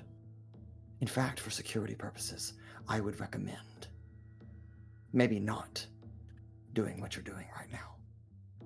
Plastering your name for everyone to see. It makes you quite the target. But to be more specific, how I found you in particular, I was just doing what I was told. I didn't find you. Sure. Was it Quinny? Yes.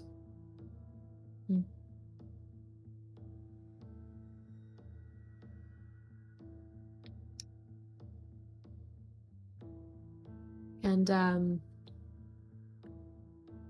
presumably, I'm assuming, Quinny may have shared with you me and another one of our members' previous affiliations with her group. Yes. Okay.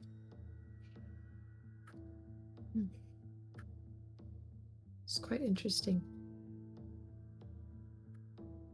I really hope to have spoken with her a little bit more before her head Untimely demise. caved in. Yeah. Yes. But it's a part of the job. You know this. Oh, yes. It happens. This is true. Oof. You almost ran away too. So Yes. close. So close to me. So close. Been there too. Been there too. Do any of you, any easy questions? Sizik, Pura, Altrix, you've had your fun for now.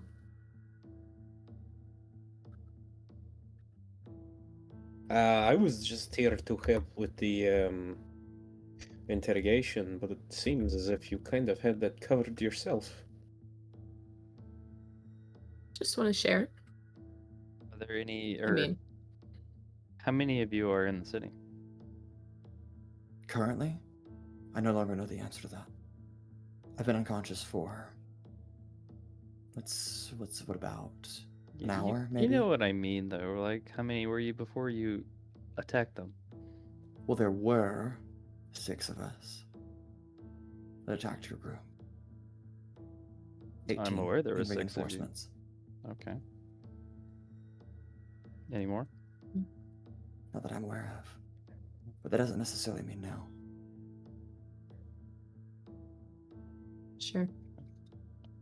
Any more easy questions? Where were you hiding in the city? Like a headquarters or a secret base? That's not an easy question. It's a pretty easy question. You just say over there. It's worth a lot Wherever. more than you think it is. Consequences to answering that question. I understand. Yes. We'll save it for later. Very well. Keep it in mind, Pura. Okay. Just yeah. Some insights. I highly doubt these questions will cause you any complications. No, they will not. How long have you been with the organization?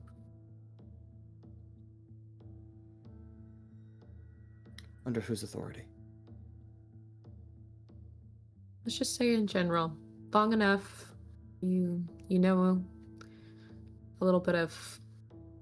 You know the organization exists, and you have alliance to it. It could start there. 13 A specific time frame. 13 years. It's a long time. It You're is. good at what you do. 13 years is a long time in this business. Thank you. I appreciate the compliment. Well, I certainly would not have lasted that long had I stayed. Not really cut out for that line of work, as you can tell.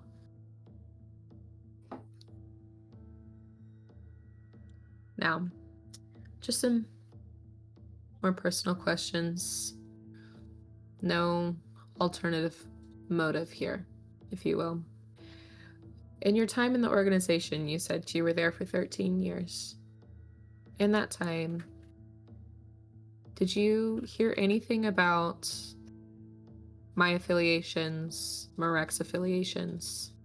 Are there any discussions that you overheard or were a part of that you would have heard our names come up? Yes. Now, this question may be a little bit more difficult, and so if it is, I'll save it. in those conversations, how many of those were when we were aligned, and how many of those were after that fact?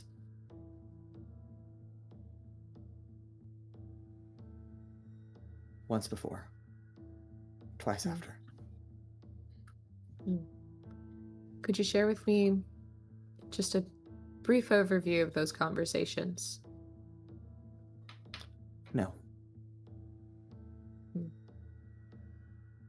Are they pricey? Yes. Is that a pricey question? Sure. Would the price go down if I didn't require you to name names? Just context. Perhaps. If you were not to name names and just gave me context of those 3 conversations, would we still be within this range? Your life? Make a persuasion check, Genevieve. Okay. Can I help for advantage? You can give advantage, yes. Yes. I am not rolling by anything on my end. I'm just going to take a DC that I have set in my mind. Okay. We are working with a 17 right now. 17. Okay.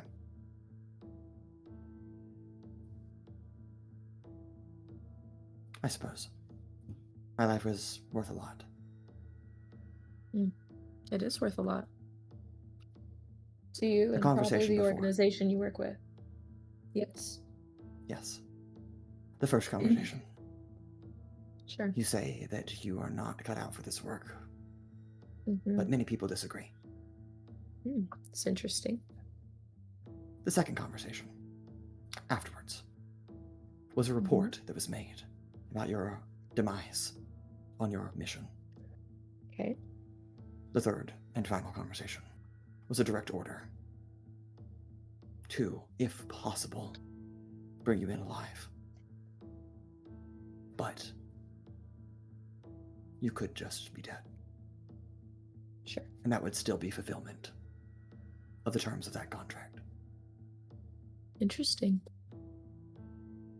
Kind of pulling back on what Genevieve knows about the contracts of the organization. Is it common for there to be that much wiggle room, dead or alive? Make a history check. Okay. I can do that. Trying to test out which dice I want to use tonight, because Oh yeah, I had one that rolled all single digits, and I was like, "You're banned." Yeah, seriously. No, Does keep that anyone one. have proficiency in history? You know. I do.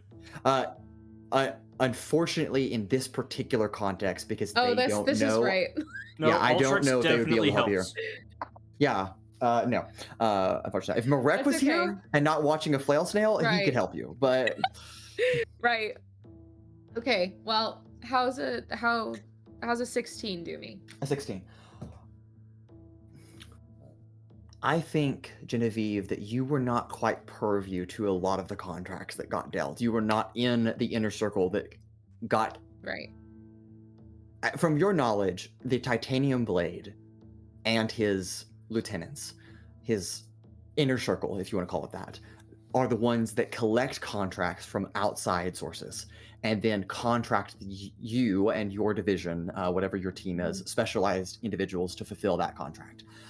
It is not unheard of that a contract would originate in-house either, but it is more normalized from what you were working on and the things that you and Marek did, that you would receive contracts from someone that was looking for something or wanted something to happen, that Azazal was just there to be a middleman and fulfill that. The only exception to that would have been your understanding of the terms of your Akadon trip to find Lorem Ipsum and ultimately, well, specifically find Daikia Rowan, you were told, who now you know is Daikia Moxicorol. And the contract agreement, particularly for that, was just to locate her and extract information. It had no mention of whether you had to bring her back alive or dead. It doesn't seem in your recollection that that was that important. It was just get the information or figure out what she's up to, or even if she's alive, like as long as we can confirm where she is, that would be good enough for us.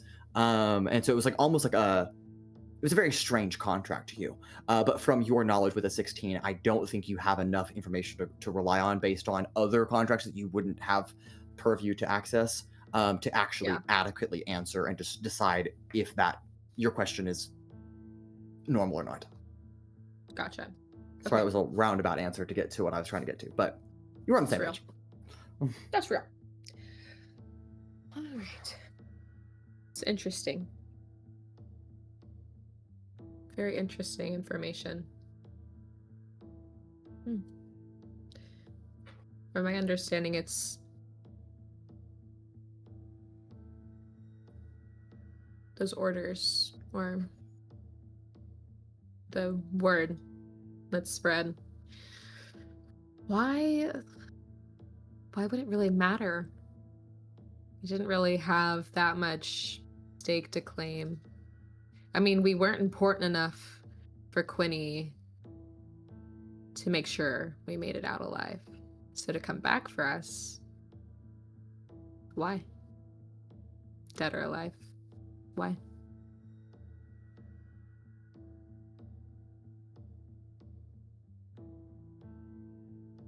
Part of me wants to say you already know the answer to that.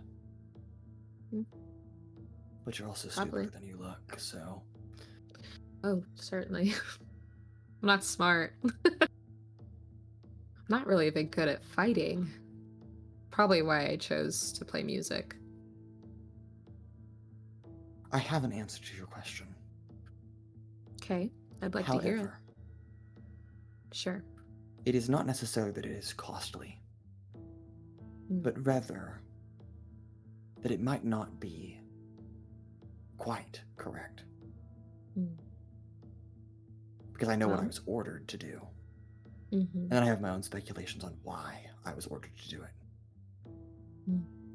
Well, at this point, I do find you quite interesting, so that would make your opinion interesting to me.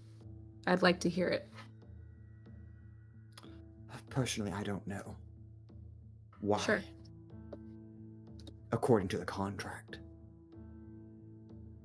why you specifically would be worth something dead or alive.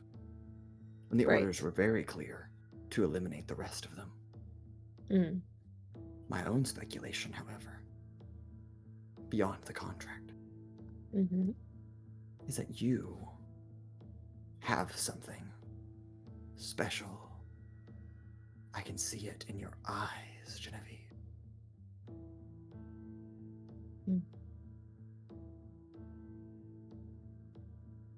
Genevieve, if you will make a wisdom saving throw.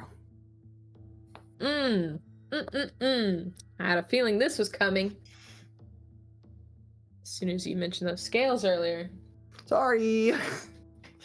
Very interesting. Don't hate me. I don't. I saw this coming. It was too good to be true. Everything's too good to be true. Did Pura see her cast a spell or anything? You did not see her cast a spell. Good question, though. Oh my god. What does this lady look like? This is a very thin, human-like figure. She's got these like bluish-gray eyes, very pale, whitish skin, blonde hair that's pulled back into a bun, but has long, like messy strands coming out of it. But as you look over her forehead, at her cheeks, down her arms, down her neck, you can see just in the right lighting that there are these shimmers of scales that appear on her body, as if it's just below the surface layer of skin. What's your name? Now that's a very costly question. Ooh, it's good to know. This isn't like it's because it's not a spell, like no charm. It is not charmed directly, but it would fall into the category of charm. So if you have advantage on that or immunity, let me know, please. I have counter charm. As a spell or an ability? It's a reaction. Hold on, I gotta reference something. Okay. Oh, please. Let me read the word real quick.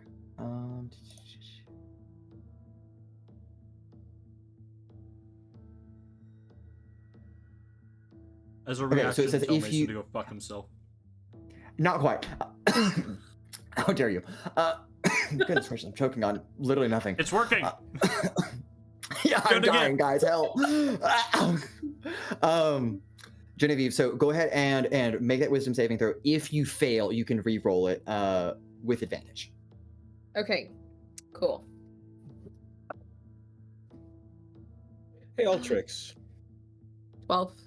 12. That is a failure, so go ahead and re-roll it. So you're going to roll both 2 d20s, and then you take the higher of the new roll. It's a very cool ability. How many times can I use that? As it's one reaction. So technically every 6 seconds you can use it. Shit, It's what okay. that basically boils down to.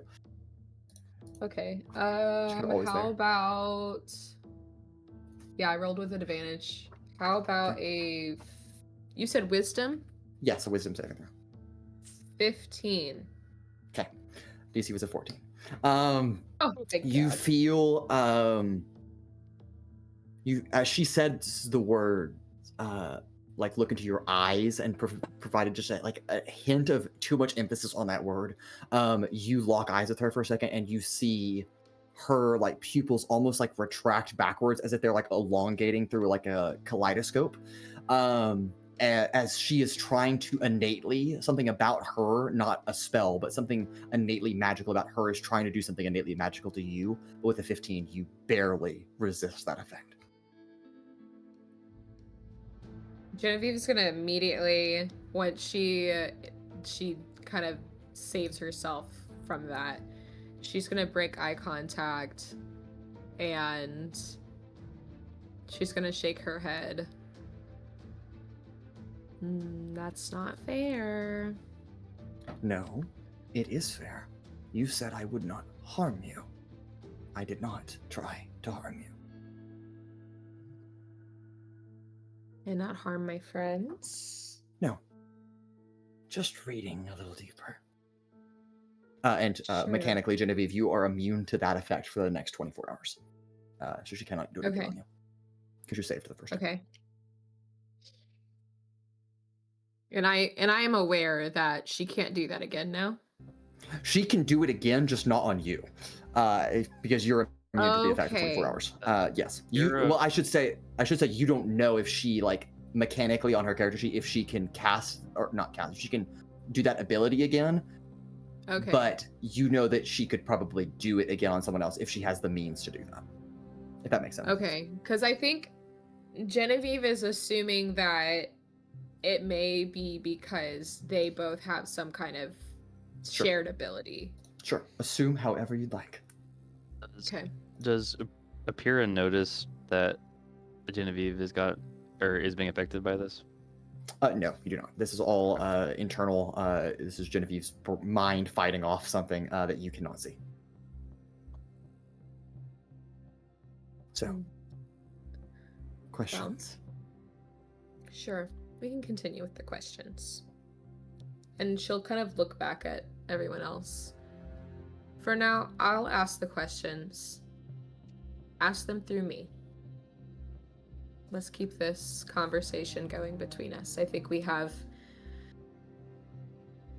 maybe a weird understanding of each other in a way. Well, let me And know when you want to inflict pain. I'll be happy to. That will. But for now, I think this is fine. All right. Well, those easy questions were quite interesting. Before we move on to the next round of questions, what constitutes let's say a medium difficulty of question versus a hard difficulty question that would elicit probably a more expensive price from us?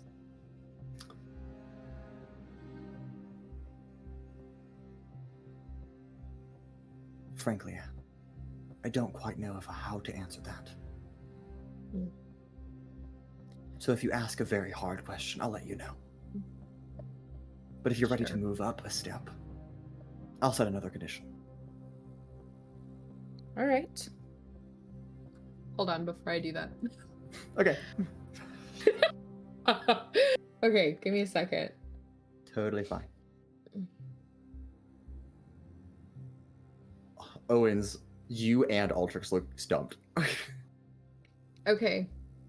I want to.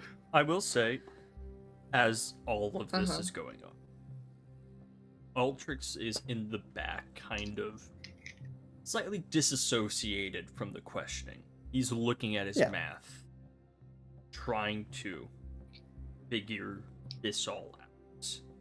Yeah. Because he's like, all right, the math is wrong, made a mistake somewhere. That was a very real possibility. He knows that. Yeah, sure. That was not... It was disappointing, but not a surprise. Sure. And he's trying to do this math on souls. Yeah. And... All right. Okay. All right, Genevieve. Okay. Genevieve takes a gold coin out of her satchel. And she kind of just flips it between her fingers. I'm gonna give you something. And I will be honest, it benefits me, but it may also benefit you. As long as you hold this coin, you will understand the meaning of any word I speak, just to ensure that there is no misunderstandings between us. Things are getting more expensive. We both have more to lose. I want to ensure there's no misunderstandings. Okay. I'll give you this coin. I'm reading on your character sheet what ability you're doing. Hold on. You're good. Just giving her a regular coin. Yeah, just a regular gold coin. I'll cut you up with it. This chick has a coin portal ability, and she makes that portal coin. Phew! Yeah, she's gone. Okay. All right. I understand what you're trying to do. And how does it benefit you? Or me? Well, it benefits you because you have a better understanding of what I'm saying. Any word that I'm using that maybe is not clear on the intention on how I'm using it, you will know what I mean by the word that I'm saying. For me, what I gain from this, I also understand you in the same way. The intention of the word that you're speaking, how you're saying it, what does it mean? You said you would like to even the playing field. I'm giving you incentive and the information to know that I'm making good on that through these means. Okay. Make a persuasion check. As she takes the coin, or she's like in her hands are still restrained, so she's like in a position to take the coin if you will give it to her. Because she's like, I can't move my fingers, but yeah. So do you hand her the coin? If she accepts, if she says yes, then she will hand her the coin. Okay, so you hand her the coin, and because it's a persuasion check, you can go ahead and roll with advantage, since you are using that one time as she takes the coin. Well, the persuasion check, I get to choose when I use it, right? Because this is to use the ability. True. This is to use the ability. True. So if you don't want to use it here, that's totally fine. Okay. I don't want to use it here. Works for me. Okay. All right. Wonderful. Okay. All right. So she will take the coin, make a persuasion check. This is to persuade her to keep the coin. Yeah.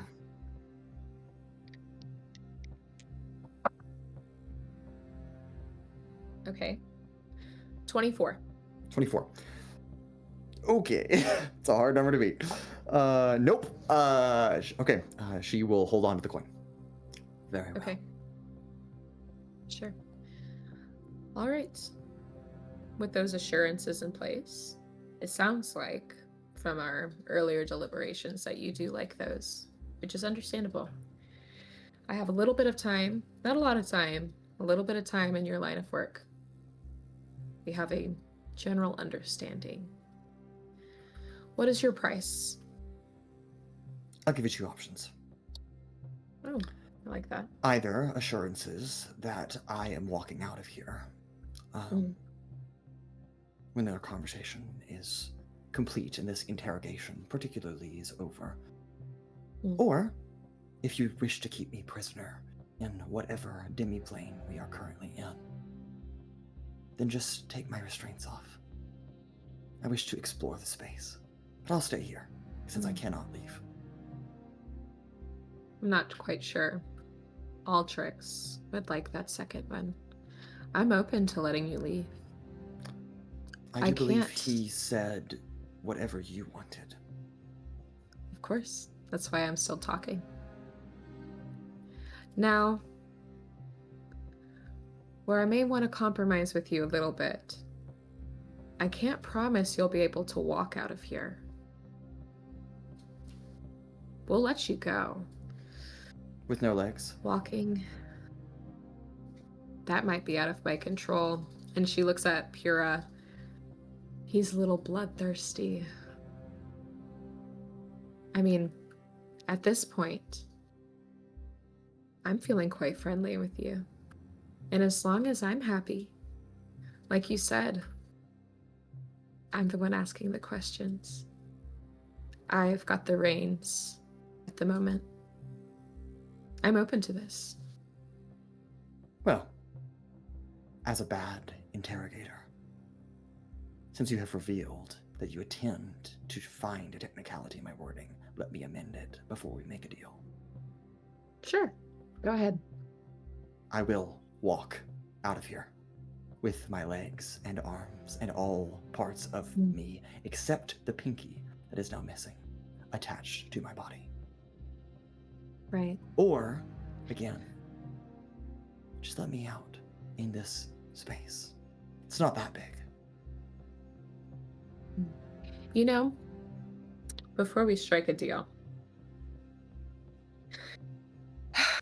I'm real thankful I didn't spend too much longer in that line of work that you do. I did.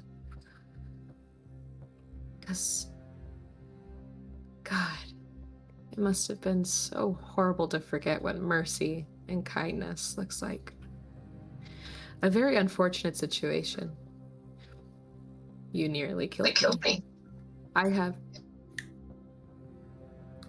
Whoa. I have That was every a snake reason. talking. Right? I have every reason, every justification to not be as calm, kind, given the circumstances, and merciful. And I have been kind and merciful enough to be straightforward with you, with my intention and the wording. If I wanted to deceive you, I can't say I'd be successful, but I certainly would try a lot harder. As you know, I'm not good with fighting. I have to be good at something, and certainly a lot better than those that do know how to do some real harm in here. Do you understand what I'm saying? I do. Okay. But what's the point You will. you're trying to make? The point is, once I agree to these terms, I do want you to conveniently remember the mercy and the kindness I chose to show you, and not because I'm merciful and not because I'm kind, but because I have placed value in you. And at some point in time, if the value I place in you is more and would pay more than the value that is paid to you in your current alliances, please remember that. Good fortune shall not be forgotten. Certainly. Okay. She is going to insight check you and Pura and Altrix, and I'm going to say Sizik too, although he's indisposed for a moment, on the agreeability of that intention that you will comply with this next set of terms. Pura, we Okay. will start with you.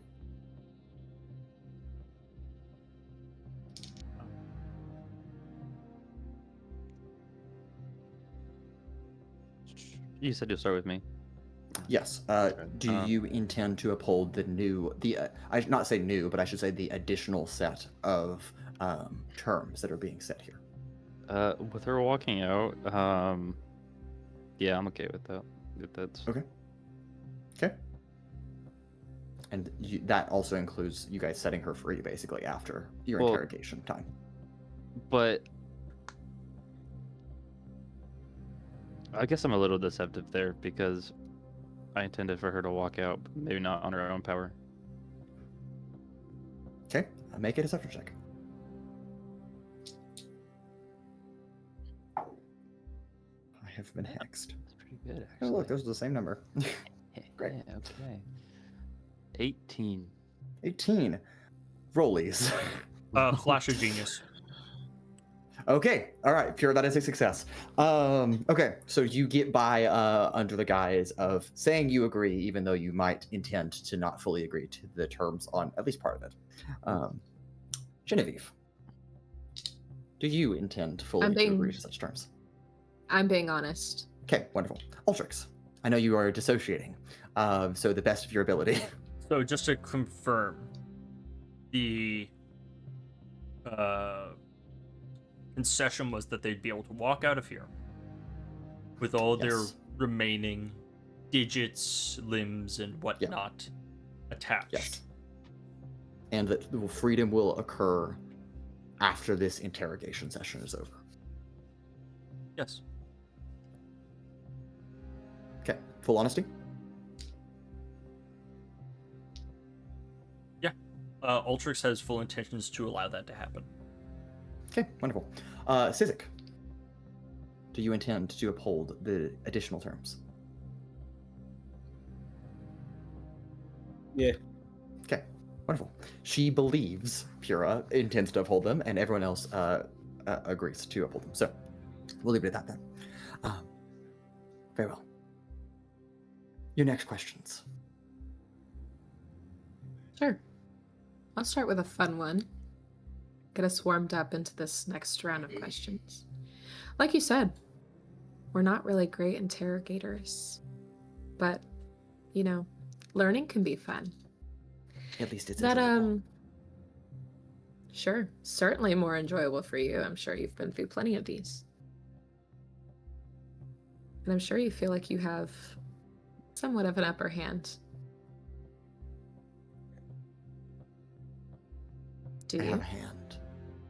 I have a hand. But whether it's up or With down. 4 fingers. And one with 5. That's true. And one with a coin. But you know exactly what I'm telling you and how I'm saying it. Yes. Assurances. Assurances. That can Your be fun hard question. to get during an interrogation. Yes, my fun question. So, that little trick you did earlier. Whew, you almost got me. That could have been scary. What was that? Hypnosis. What'd you plan on doing? Taking my restraints off. Interesting. I was worried. I thought it was going to be worse. I've agreed to the terms. Of course. I will not harm you or your companions. I intend to uphold the deal. Of course. Of course you do. Well, more difficult questioning. She turns to Pura. Pura, do you remember that question you wanted to ask earlier? I do. And just let me know and I'll ask her. You can just say it out loud, and I'll say that Genevieve relays it. It's okay. Okay. Rather than play like phone tag. Where is your headquarters in the city?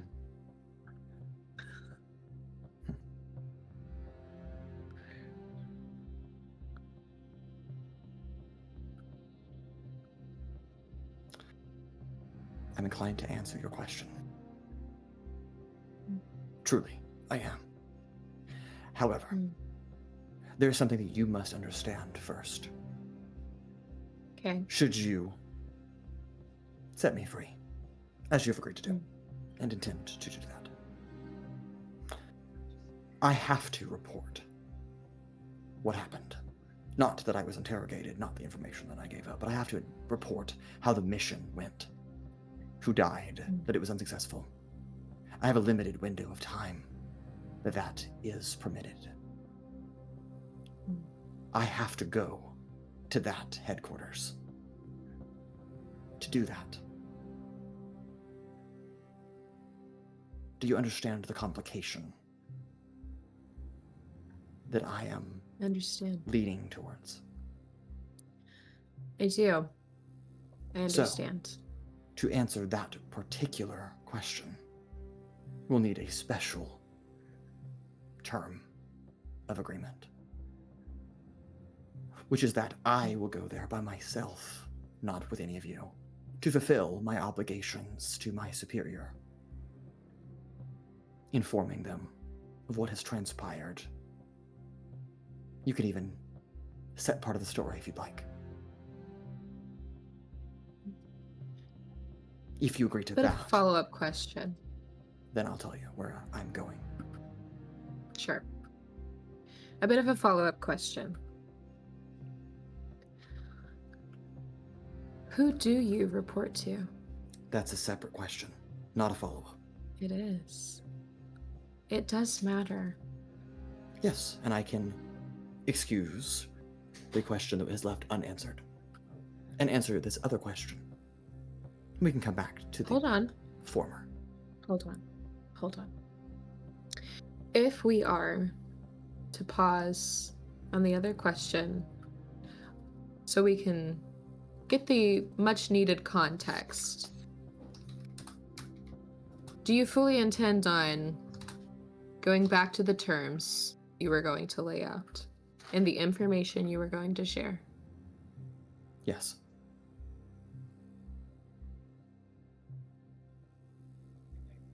Okay. Who do you report to? As is all. Directly? Yes. Except for this particular mission. But that's a different question. Of course. And this headquarters, the one that Pura was referring to in the question. Now, above table. Pura, did Pura ask the headquarters in the city? Yes, that's what he said. The headquarters in the city. Okay. So if you are to report to Azazel, to the headquarters in the city, that would mean he would be in the city. Yes or no? No. Okay. Frankly, I don't know where he is currently. I'm not allowed to know that information. Okay. We already have that information. We won't Then be why did you asking him. ask? Give a little bit of insight. But I don't have to answer that question. No, you do not. No. Okay. Back to the previous question. Where in the city is the current headquarters? I have to go there alone. Then, after I visit and am long gone, then you may interrogate or investigate or do whatever you'd like with such place. That is a concession you have to make. Once you're gone. Yes. And how fast do you intend on being gone? Just That so we depends know. on who I'm able to make contact with. And how will we know you're gone? I suppose you won't. So let's say until dawn tomorrow. Sure. Okay. You will go to this headquarters. You will not be accompanied by any of us. And once you leave, we have free reign to do whatever we intend to do with the information of this location, knowing full and well with the what we know about this organization, that headquarters may not be there when you leave.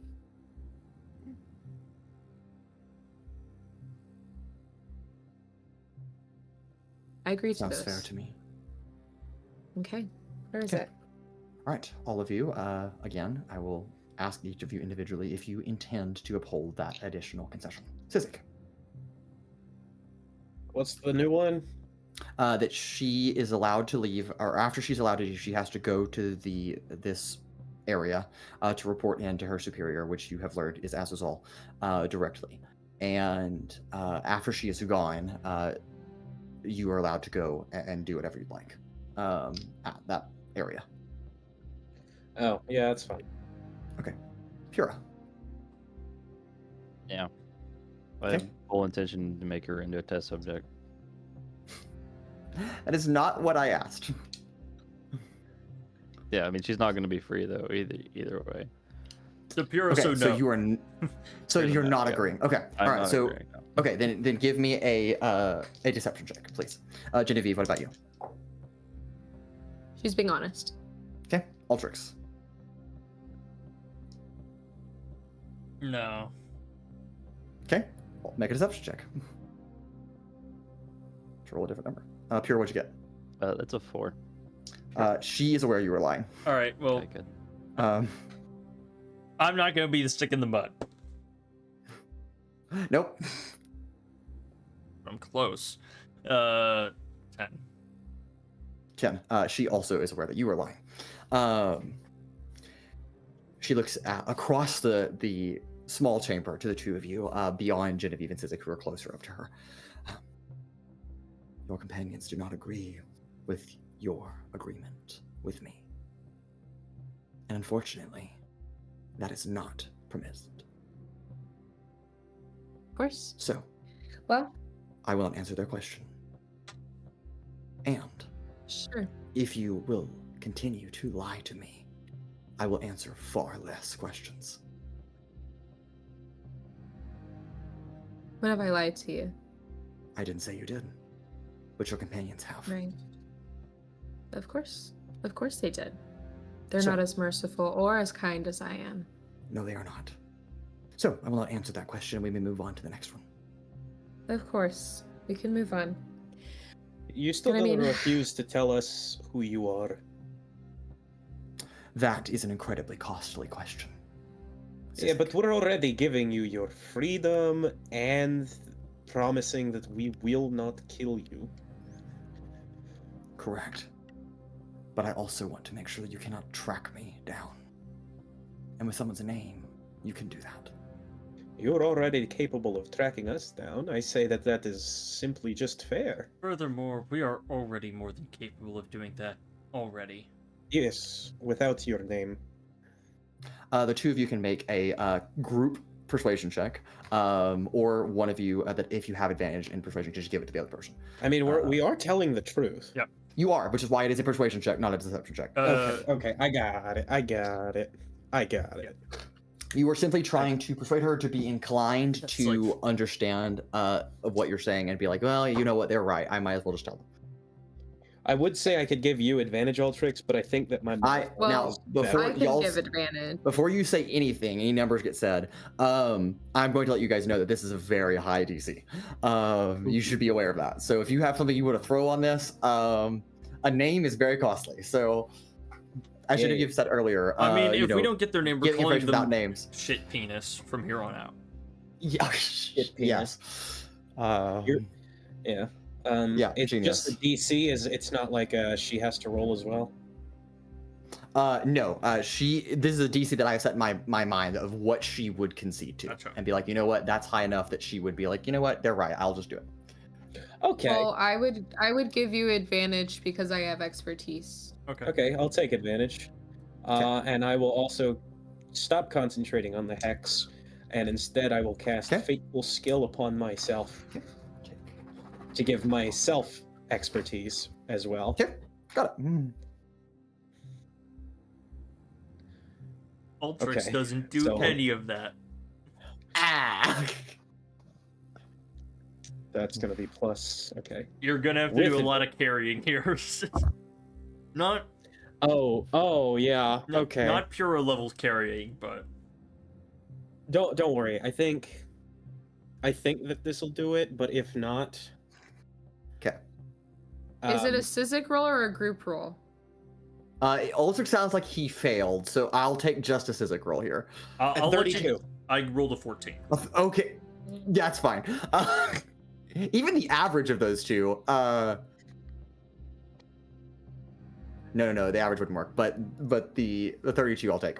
It's okay if I failed. I Wow. could add a D10 as well. No, that's not a failure. You're fine. DC was 25. I was looking for 25 or higher. Fair enough. Which name do you want? Oh my god, I'm You have clear. many names. Interesting. Oh, yes. Many aliases. Your name. Fair enough. Well, my name is Patricia. But my friends call me Trish. Oh, I had a feeling. Mm-hmm. I had a feeling. Danger. Yeah. Mm. There's only a few people in this group that know what that means, but we'll leave it at that. Your next question. Well, since I assume we're on first name basis now, Yes, Genevieve. should I call you Patricia or should I call you Trish?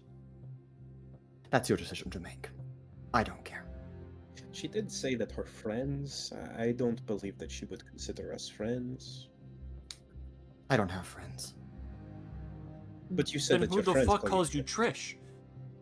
Exactly. Then it's not a name. I'd be inclined.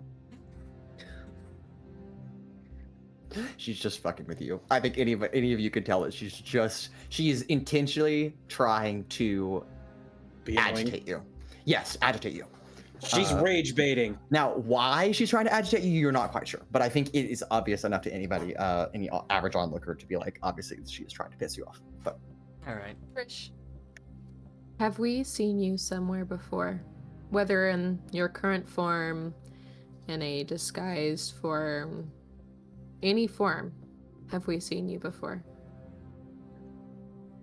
I don't believe so. Have you been within our proximity that you know about without us Yes. noticing you? Yes. How many times? Once. Was it Well, tonight? technically twice, because tonight Right. When was the other time? you visited Elatar Bay. Paid a visit to Interesting. Assasol. That information has been quickly disseminated to our lieutenants. I'm sure. I was in Elatar Bay when you were there, but on a different I'm assignment. sure you were. In the part of the wouldn't have- information that they disseminate about it, does it include the fact that he didn't know what was the word that we struggled with? No, it did not include that. Bastard. Bastard. That's right. Yeah. It was bastard. Yeah, no, Um, that definitely did not make it into the final report. Gotcha. And did anyone proofread the letter he wrote us? Are you asking her that, like, Yes. legitimately? I didn't know he wrote you a letter. Yeah, he wrote us a How letter. nice of him. It was really bizarre. Like, had 2 typos? Y'all really should get a proofreader. One typo. Only one typo, right? It's worth 2. Yeah, all right, sure. Sure. I was like, wait a minute, I only misspelled one word in that. Okay, yeah, I'll take it. Trish, in the information that was disseminated to you all, Do you believe the information that you heard was honest? I have no reason to not believe that. Was it reported how close to death your boss was? Yes.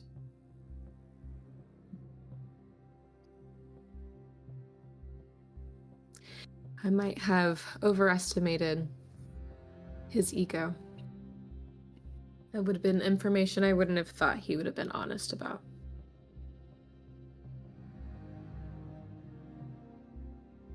It was reported that he ran away. Coward. Retreated to a safe house. That's a word for it. I mean, with his background, I guess he snaked away. Slithered. Makes sense. Sure, he does that too. I'm sure you kind of do. Did you not also do the same? Recently. Hmm. It's interesting. How long have you been able to do that? My whole life. He was successful with you. No. He was not. Interesting. Would you not count your abilities No. as success? This is as far as they go. The Not look. good enough. And I'm But sure that's he fine. made you feel every bit of that. Yes. But I don't care. Sure you don't. Just as much as I don't. And Well, just as much we're as not I quite hate the same. him and don't need anything from him. No. But we're not quite the same. So I wouldn't quite go that far. Of course. Of course. It would not be wise of me to draw comparison between you and I. Don't compete where you don't compare, but as you said, I am not wise. So, I guess we'll just continue with our questioning. I suppose we will. I want to ask a little bit more about you. Oh, that's a fool's errand, but all right. As I said before, I put a little bit more value in you. How nice of you. So you were like this when you were born. Yes. Are you familiar with, I guess, how I happened? No. Which is why I say we're not the same. You're different. Did he not try to create you? He did create me. How? Or is that too expensive? I don't know.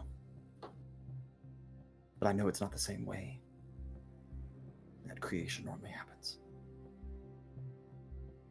How he was able to do it, I don't know. Understand. Do you ever wish that he had been successful? Hell's no. But bad for anyone that is the actual offspring of him. And above table, Mason, since we are both talking about success with the coin still in hand, what does success mean? I don't. As the game master, I'll tell you, she does not know the answer to that. Okay. I know the answer, but as her, Okay. I do not know the answer. Well, since the same applies for her, when I say success, tell me if this flies or not. Okay. The image flashes of anything I do actively, consciously remember of my childhood to the transformation that had happened earlier and all the abilities that came with that. Yes. That's because since we will be able to understand common Sure. language, that is what she will understand that I Okay. mean by success. Understood. And in that regard, since you do have she is holding the coin, you know what she is saying by success. She, by that definition, she is not a success. But also, you have to think to yourself for a moment and wonder, perhaps you even know to a certain degree, that while you did have a childhood, and you can call that successful as if you want to, the titanium blade does not count that as a success. He frankly doesn't give a shit if you had a childhood or not. That doesn't seem to be something that he would put any worth in. Right. So I think I while guess- you define success to her and she reciprocates by answering your question, I think you are aware that what the actual definition of Azazal's success versus what you're defining success are not the same. Gotcha. I guess what I was trying to say is what he did, what I know that he has done of my childhood, and that it didn't work, and then the transformation that had happened recently. The transformation itself is what I deem to be success, not the childhood. I understand. Okay. And my answer does not change. Okay. Understand. But again, she does not fully know. Right. Are there others like you? Yes. I believe you've met How one of them many? before. I did. Unfortunate. Had a much more unfortunate fate than you have had and do have currently. Yes. I appreciate that I'm not on his security detail. Do you know if there's others like me?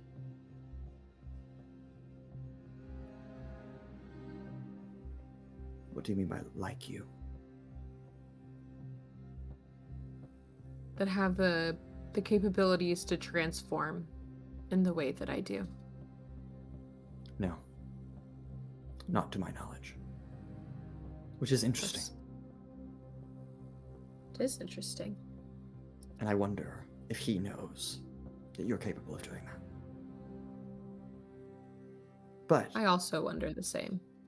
since we're on an agreeable field, I don't have to relay that information to him if you don't want me to. Yeah. I'm sure that'll cost something, though. Perhaps.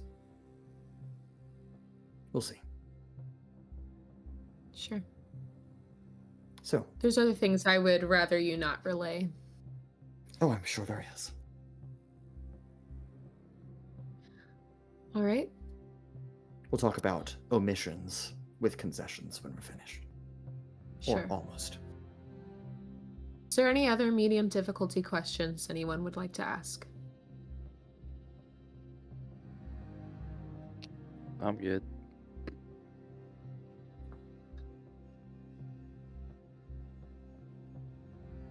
Okay. Before we start bargaining for more difficult questions, does anyone actually have a very difficult question that you'd like to ask? A valid question in itself. I mean, exact locations of bases, I presume. If she knows. Exact location where Azatol, I can't say the name. As is always. Thank you. Yep. Just to keep, again, as your game master, not as Trish, I will tell you that she did already answer that and said that she is not purview to that information. Yep. Now, whether or not she was being honest, nobody insided that, but that is what she said. Trish, before we move on to any more difficulty questioning, is there any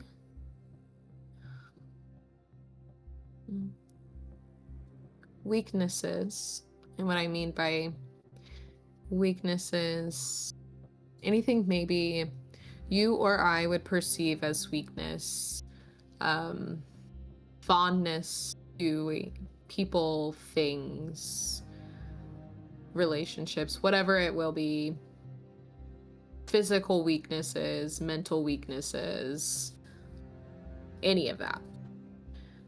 Is there any of that that you're aware of, or that has been rumored about Azazel? That's a difficult question. Sure is. And So- before I pay for it, would you be able to answer it? Yes, I would. Now, I'm sure this next bargain will be a difficult one. It certainly will. And if we're paying for it, really want to make sure it's an even trade. Sure. The answer that you provide, will it lean more on rumored or certainty? It is impossible to be certain. How close to certain can you be?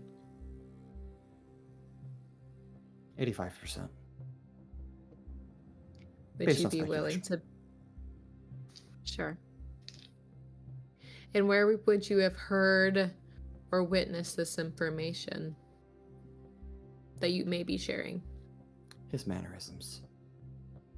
Sure. There are no rumors And that the- circulate about the titanium blade. Of course not. I never Because heard no any. one lives long enough to speak them. Mm, And I'm sure you know that as well.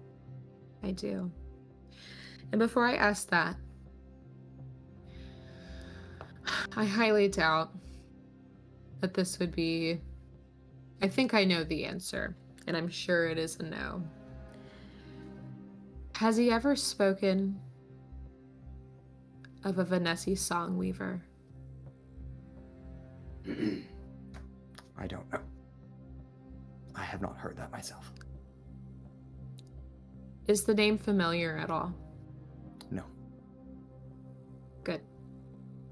Now it is. Okay.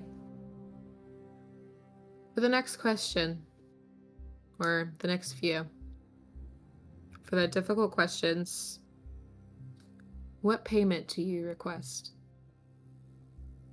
It's quite a host of things. Restraints come off. You give me my Sure. stuff back. I see them over there in the corner.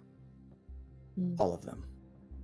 We leave this demi-plane and you take us back to wherever we are on the material. I am at the doorway, if there is one, or at an exit point. And when this conversation is over, and all the terms have been agreed upon, I am leaving. You do not have to provide me with anything additional. If I may, a bit of a counteroffer. We'll see how good it is. How about we close up some loopholes instead? By loopholes, are you referring to me? Or our conversation? Contracts we've agreed to. I mean, our previous promise was that you leave here walking out, as you put it, with all your limbs attached. I see quite a few holes there. For one, it doesn't say where those limbs are attached. Fine. I see the game you're playing. I'll meet your bet. Let's add an addendum. No loopholes. At all. On either side. Ooh, that's an interesting No one. caveats. Because to say no loopholes can be loophole. What do you define as a loophole? Is an interesting. Well, now you're getting into semantics. And Semantics can be debated back and forth, but we are agreeing on a very particular set of terms. Those terms must be understood by all parties involved. And are they not understood? That is when loopholes are created. But if we define things exactly as they are, exactly to our understanding of both sides, there can be no loopholes, because the interpretation is already settled.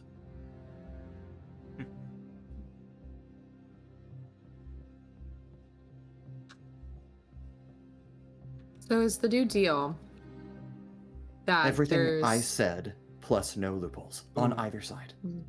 I do not find loopholes with anything you have said, which I have found several.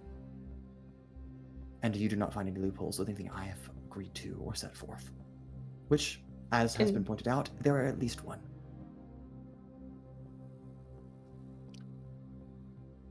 What's the one she's referring to? The one that Altrix just mentioned, that technically her limbs could be attached to her head, and, that'd be fine. You could stitch them on. I mean, sure.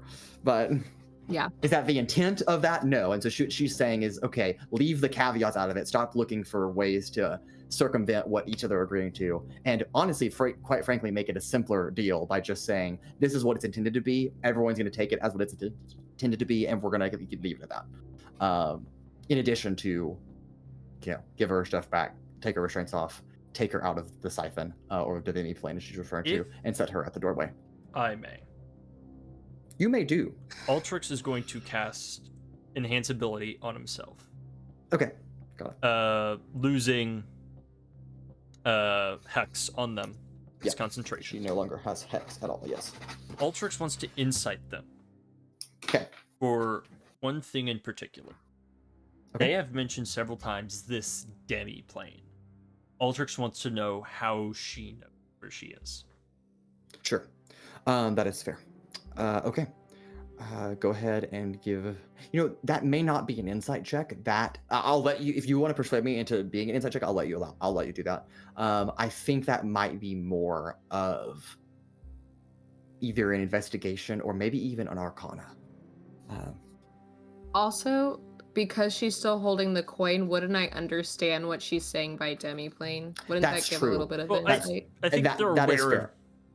Altrix understands the demi-plane part. Yeah, she's more just so saying, how like, she knows she's in a pocket how does dimension. she know that she's in a demi? Yeah, exactly.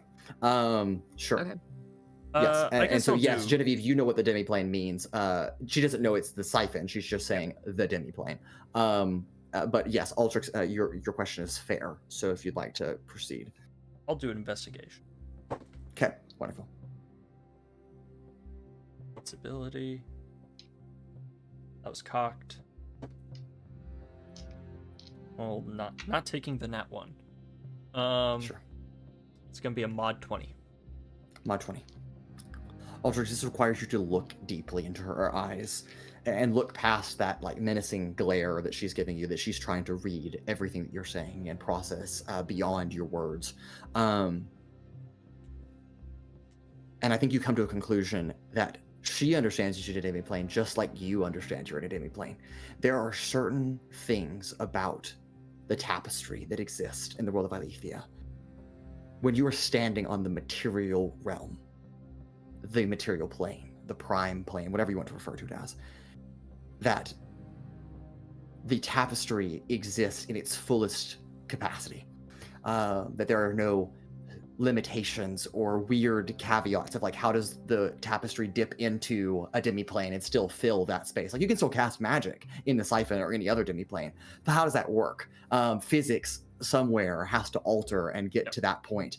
And so even though a demi-plane is like sealed away from the outside, like the siphon is, there has to be some kind of opening to let energy pass through, and that's how you get magic. And all planes work that way. Demi-plane, that's how planes exist, because they have to be energy. So there's little bitty holes that poke through. And I think you are looking at someone that has an experience in perhaps being trapped in a demi-plane or has been in one before, not the siphon, but has at least been in another plane of existence and knows that something feels different and can then in your mind piece together, well, that would make sense. That's how physics would have to work. And so like someone very attuned to looking for that, just by feeling small disturbances in the arcane tapestry around them, would be able to detect that. Now she is not, from what Genevieve has described, super magic-y in terms of a spellcaster, but just because she can't cast a lot of spells doesn't necessarily mean that someone's not attuned to the arcane in different ways. If that answers your question. Gotcha. I don't think this is a good idea.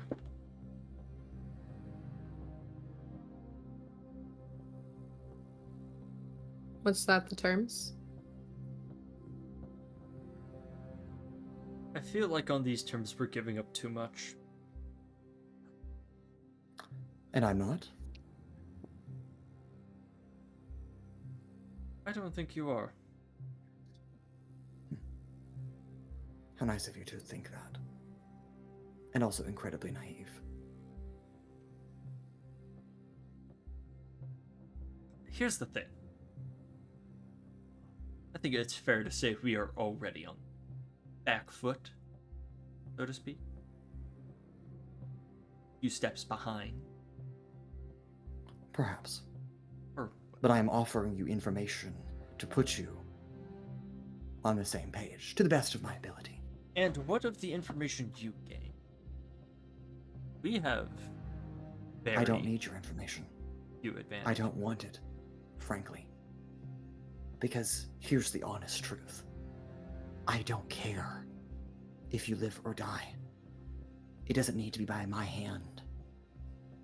Frankly, you have been, while a terrible interrogator, at least nicer than most.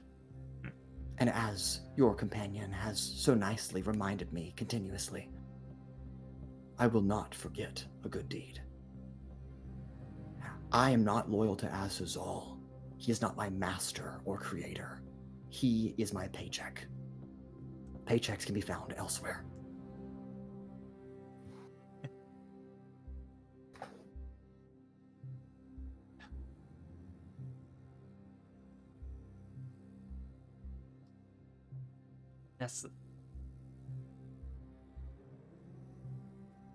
I know you are not the enemy, so to speak. You're a tool. No. Used Yes. by whoever And I is. understand it. My fear is while you do not care about this information, someone may. Someone Sure. with money. Someone who Maybe will so. pay you. But if I do not ask the questions to get the information that you have, how could they possibly extract? There's not all knowledge is gained through question. No, it's not. But most of it is. And very few have access to means beyond the questions. Sure, you can cast a spell to modify how I might answer a question, but it's still a question. I've been in this game a long time. And frankly, I apologize if this is not your intention to play this game, that you are playing it regardless. Like you said, I am not the enemy. I am an asset. As with everything that Azazal considers are assets. Correction. You are not the enemy. Sure, You are still an I'll take that. enemy. Fair enough. I'll take that. A battle of semantics. So, I say we move on to the I am- final line of questioning and move on. I'm simply asking you for freedom. That's not what you asked. Again. You don't simply ask but it's for implied. freedom. No. But I asked enough. Oh.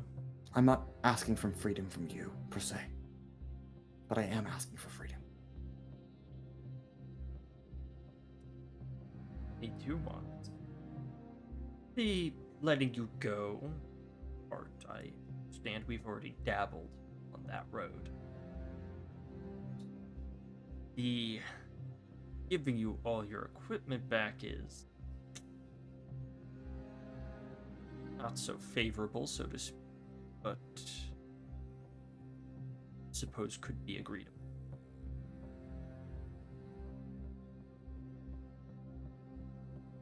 I can't use it to harm you. So why is it not favorable? Because I'm not the only one I'm concerned. Neither am I.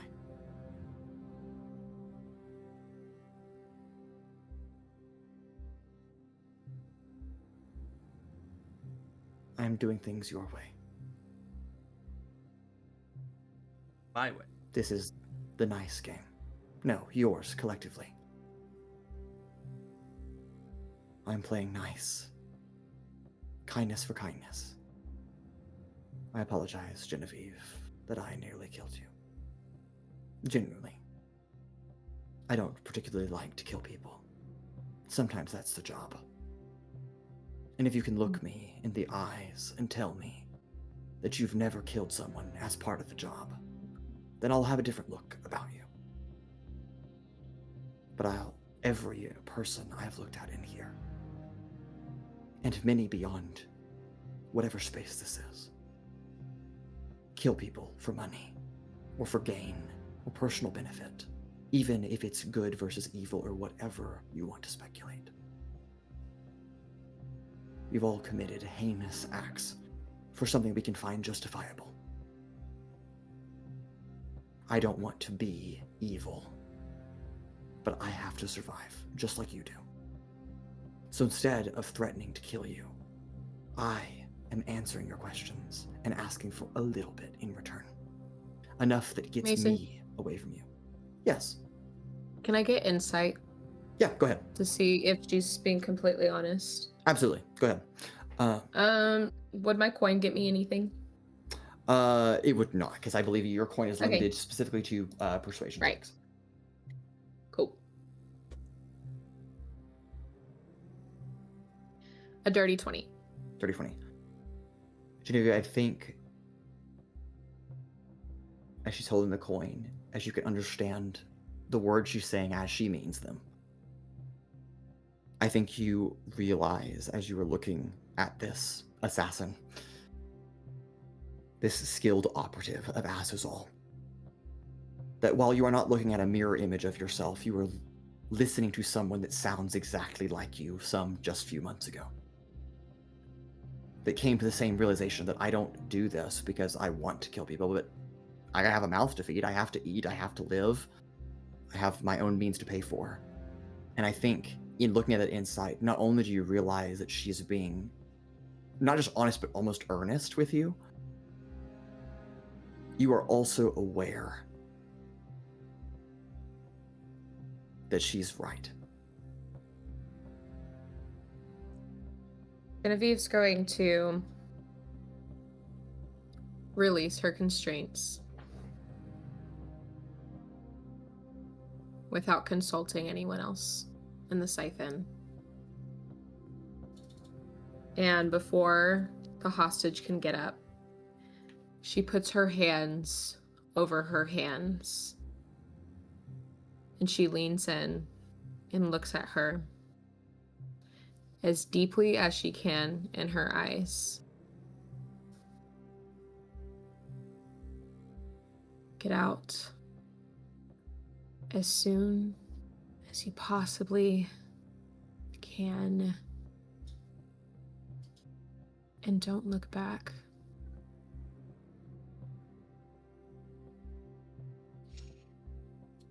She doesn't say anything, but just nods in an understanding.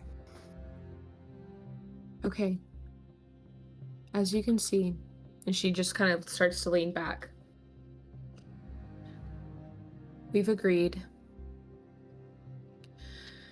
to the terms. The last bit of questioning, and then you're gone. We won't follow you. We won't kill you. And we won't send anyone after you.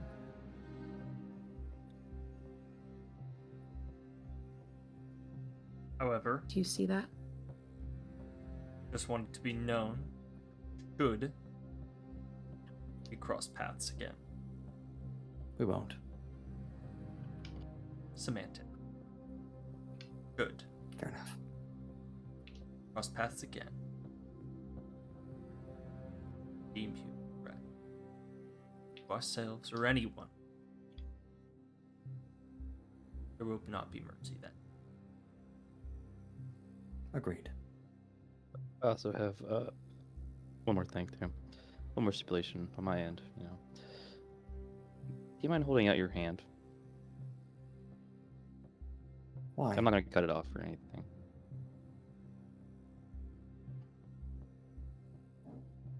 Why? Because I'm gonna do something to it so that we just know where you are and that just as a precaution that you won't try to come. I don't agree. That would technically be following me. Even if you're not physically following me. We've already agreed to a term and condition that you will not do such thing.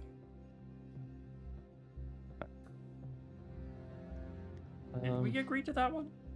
Did we? I don't think we did. agreed to that one. Yeah. Earlier on, we did.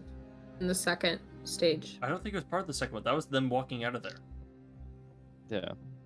The second one is that we would not follow her once she leaves.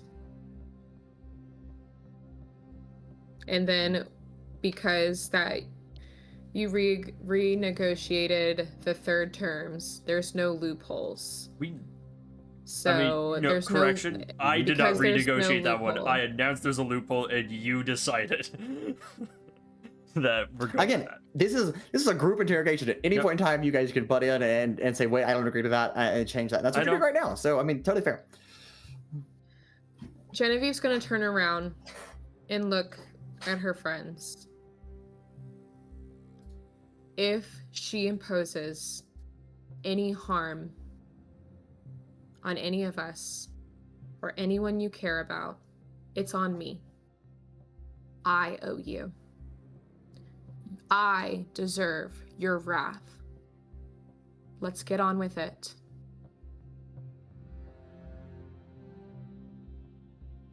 She turns around. Okay. Her restraints are off, according to Genevieve. She stands up slowly, not to make any sudden movements. She waits. She will not walk over to get her stuff. She will wait for someone to bring it to her as maybe a gesture of good faith, or maybe she's just prideful. Who knows? Would someone like to do that? Altrix will walk over to you.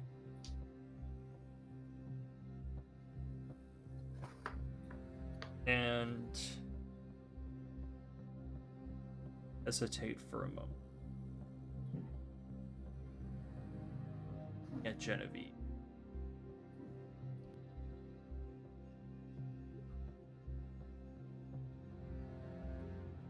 We'll grab the things and put them in.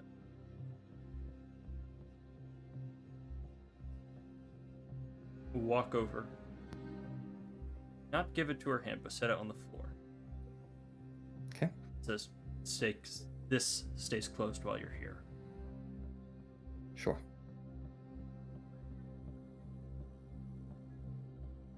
Altrix will then turn around and return to his notes. Okay. So she picks up the bag. She does not open it. The last two things, though you can count them the same if you want to, is to take all of you out of this demi-plane and put you back in whatever space, and then set her at whatever exit door you deem necessary before she will answer the rest of your questions.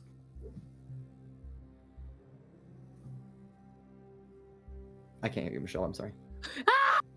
Okay. I know, it's all the time, yeah. Before we do that, I want to ask her something. Okay. With this last line of questioning, because of the cost and the consequence it can I bear. have nothing to hide. From us, no. But are you sure you want to leave this space and say the answers to those questions aloud out of this plane? It's a risk I'm willing to take. Is it more risky you answer your questions here and trust that we'll make good on our promise? Or is it more risky to know that you are out, but no guarantee who is able to hear you answer these questions?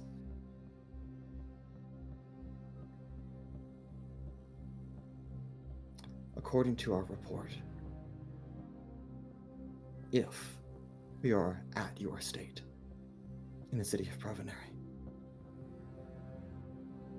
that isn't a big if, it is an assumption that I am making. Then, according to our intelligence, you have runic devices on the sides of your building that prevent anyone outside of your walls from hearing the conversation. Now, you can Are you confirm or sure? deny such intelligence is correct or not. But again, it's a risk I'm willing to take.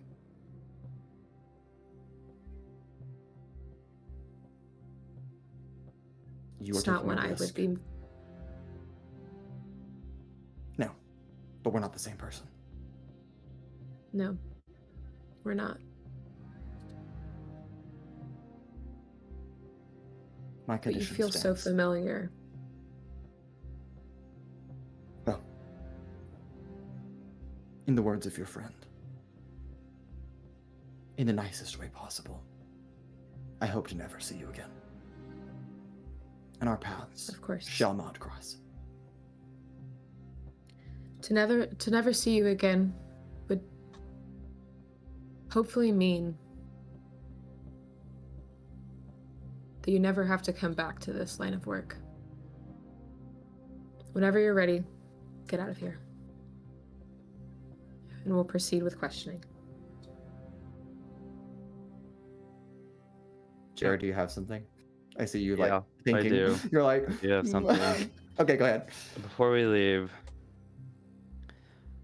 I just want to just remind you and just kind of tell you one more thing. After I say that, I want to do the intravascular control on her. Okay, all right. Her heart explodes. Not Yeah, her heart. Yeah. Yeah. Okay. Okay. You want to tell her one more thing? Okay. Go ahead. What are you gonna tell her? I'm gonna make her take a step towards me, and then look her dead in the eyes and say, "I wasn't lying." That's it. Okay. All right, sure. I Mason want to ask questions to that, but I don't think she would, And- so I won't. And I can do something like that, right? Where I like control them. Is that- Hold on. Let me just. I'm reading.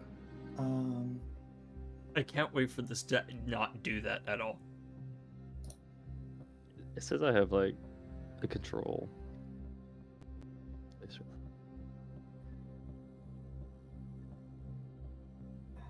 All right. This is contingent on one thing. That is if she is still bleeding. So after having someone's pinky cut off, I'm going to roll a d20. On a 5 or lower, it has stopped bleeding. Because that's an artery. Whatever. Anything a 6 or higher, she's still bleeding, and then that does count as exposed blood, so that would give you access inside of her body. So I'll leave it at that. That is a 10, so she is still bleeding.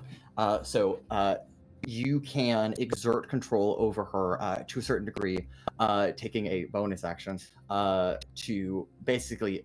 She doesn't take a step. She literally is dragged like a little bit towards you. Like you cause her whole body just kind of like slide across the ground. And she, as this is happening, looks very serious. And she is watching, and you can tell, and I'll be fully above table, she is holding an action that if you decide to break the terms of this condition, she will break everything she has just agreed to. So be very careful about that you do. I thought the terms weren't to cause her harm and to Yeah. that Yep. she can walk out, Yep. right? Yep. It's not a loophole or anything. I'm just No, not a loophole. That's why I said it. Yeah. She hasn't done anything yet. She is waiting to see if you do break it. okay. Okay. I wasn't. She's lying. like, And if you come back to us, I will kill you. understood. No, I drop it.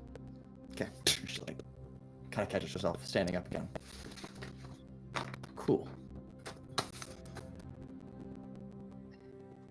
Well, Altrix, I believe you are the only person, like you said, that can set us out of this space. That's correct. So, I await. We'll kind of walk up, reach down to the floor, pick up the hood, and present it to her. What? Like the Yes. bagged? Okay, great. Let me see if she accepts that. Oh, that's a natural one. Yep, sure, she'll put the hood on. Put like a good hostage. Okay. Yeah, she pulls the hood over her head and kind of nods, and understanding that she's like, okay, your privacy, whatever. And we'll wait a moment and have everyone exit the siphon. Including her? I have tempted to say no. Oh, I know. That's why I'm asking. Yeah, yes. Okay. All right. All of you exit into the living room. Marek and Vellmon, would the two of you, it's probably been an hour or so that they've been in the siphon. So it's approaching, it's probably approaching midnight at this point. Would the two of you still be present in the living room, like next to the siphon waiting, or do you think you would have gone and done something else? Vellmon would be. Marek would kind of just be trying. At one point, he was trying to stay awake, but now his feet are kicked up on the table. He's like, Yeah, and then you hear the the landing of everybody appear back in this siphon, and of course, I think the two of you are immediately aware that there's one additional figure here that is not your friend, that is the person that was in the body bag, burlap sack that first arrived. She has a bag pulled over her head, but she is standing holding a sack in one hand, and that is it. All you can see is like basically from like chest down. Altrix will pick up the siphon, flipping it onto his belts. Just kind of grab her by the arm and start guiding her towards them. Okay, guide her to the front door, not but Right. 20, 30 feet away. I think you make it into the like the office chamber, like the check-in desk, between between the first set of double doors that actually leads to the outside and the second set that actually leads further into the chateau. And you can stop there, and she will wait. And then once everyone has grouped up, I will. Okay. Take the hood off. Would you keep Sir Lorik Jaxel in this chamber? Would you have excused him from his duties at the front desk? Altrix would have sent him away. Okay. All right. He will go into the office, and there's no one at the front desk currently.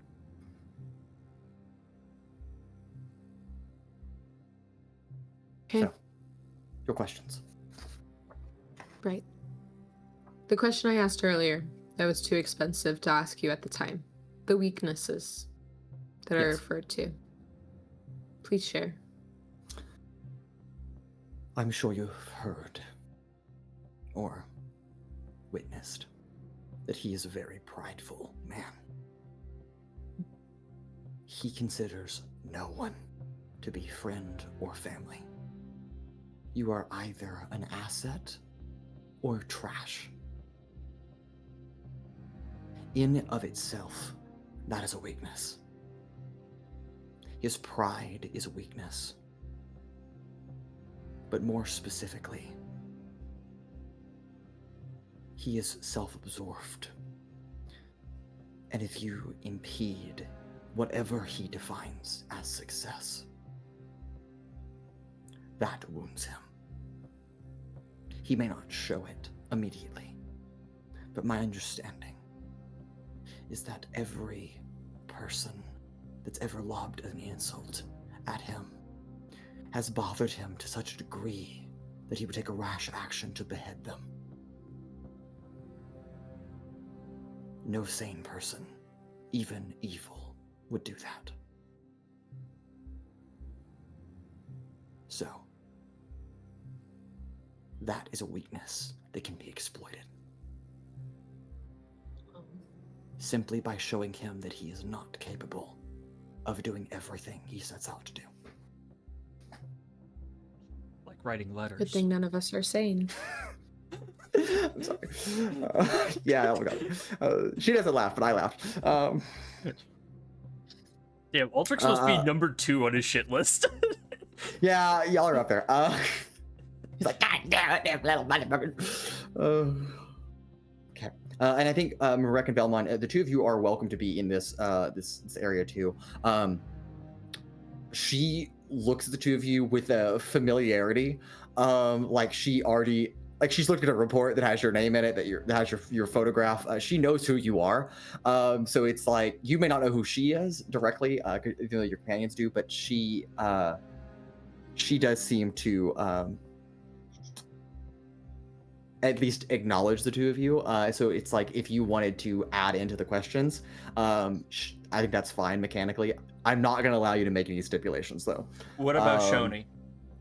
Shoni's here, so I mean, sure. Is it like no. a what is this kind of look? Yeah, what's is this? Yeah, no, I if somebody wants to make an insight check as she just looks over, you can. Is that relevant? I don't know, but Okay.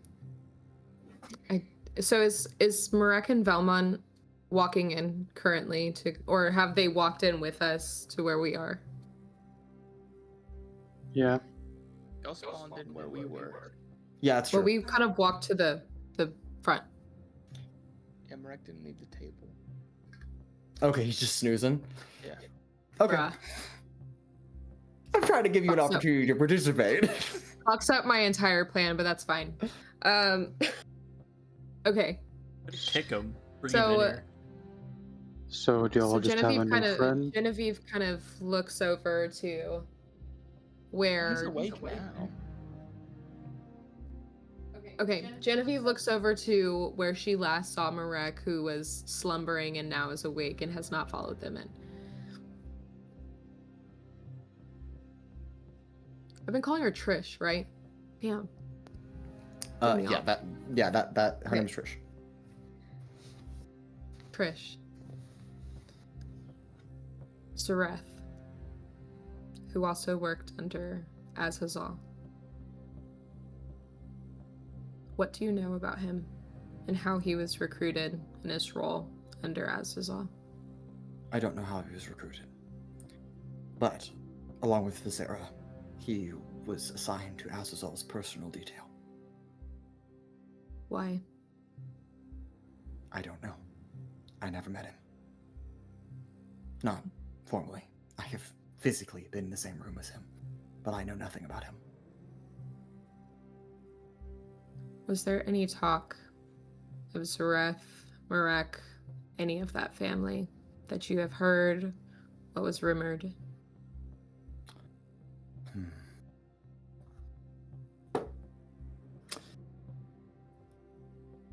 It's an extra 20.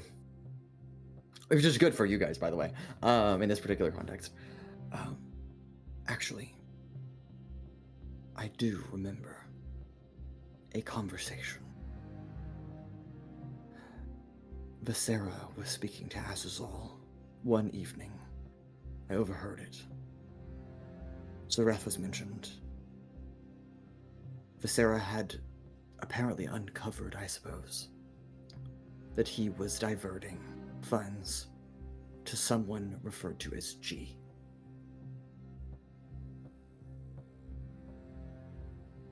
How important was that information, and did they intend on acting upon it? I don't know. I was walking by a room, they were on the other side of the door. I overheard that one line. Okay. If I knew more, Good I'd to tell know. you. Do you have any information of current whereabouts, headquarters, things that would be Yes. helpful in our search? Yes. Now, might I preface this with what you already know to be true, that I don't know everything, and that's how it is intended to be. I'll tell Of you what I course. do know. You killed Quinny tonight. So, she was in charge of the Arcane and Acquisitions wing of our organization. Visera and Zareth. Visera is strange. She regards Azazal as a god instead of an employer. Perhaps the only one of us that does that. They both work on his security detail. Now, Visera accompanies him wherever he goes. Zareth, I'm not sure. He may have been responsible specifically for the Bladed Islet. But he may also have known other information. I'm sorry, I don't know further. Of the living lieutenants, myself, who I suppose, is no longer able to call myself a lieutenant of Azazel after this evening. There are 2 others you should be aware of. There is Sorafel. He oversees asset management. She looks directly at you, Genevieve, and at Marek. The 2 of you understand what asset management means in many different layers. And then there is Zadira. Of all of the lieutenants, I believe you should be quite familiar with her name, at least. She was assigned to deep cover intelligence and manipulation here in the city of Provenary. Now that is no longer true. She is not currently here. She's in a safe house somewhere. I don't know where. If I had to guess, it's in Elatar Bay, but I don't know. She did what she needed to do, whatever her mission was here in Provenary, and Azazel extracted her. In terms of basis of operations that I am aware of, there is the safe house, which, at this point, I think it is fine if I tell you that, but I'll come back to that. The first is that in Hestara, there is a section of the city known as envoy housing to some. One of those buildings, I suppose, is a safe house / base of operations in the city of Hestara. To my current knowledge, after I completed my assignment there, I do not know if it's still in use. I'm aware of a base of operations in Extalis, known as Spadewell Mines. There is another base of operations that Azazel keeps very close to his chest. I only know the name and, by proxy, its location in a city, and that is the Status. The Status is located in Unipol Port. I've never been there. I don't know anything further about it. And lastly, there is the Skull in Elatar Bay. Genevieve and Marek, that name is familiar to the 2 of you. You know that she is referring to the Skull of Ivoris, which is a neighborhood in Elatar Bay, where the 2 of you have had operation dealings with the shipping export wing of Azazel's organization in Elatar Bay. So the 2 of you are aware of where that is. Well, that is that. And lastly, the no longer current base of operation here in the city of Provenary, abandoned, was the Silver Serpent Casino, run by Zadira. I will be headed there to the upper floor, to Zazira's personal side chambers, where I will be contacting who I need to, and then I will be out of your hair, and hopefully out of the sights of Azazel by the time he realizes what I've given up. Is the Silver Serpent Casino the one that shut down? Yes. According to the official report, it was raided by some factions in the city of Provenary. The Gilded Order came in and shut it down. And then the report didn't go any further, but I think all of you just kind of being in Provenary for long enough to realize that the Gilded Order doesn't seem too particularly preoccupied by keeping guards there. It seems to be just a building that exists now in the Hex District that's just kind of abandoned now. Gotcha. What do you know about the man who supposedly owned that casino? I don't know of anyone called the Man.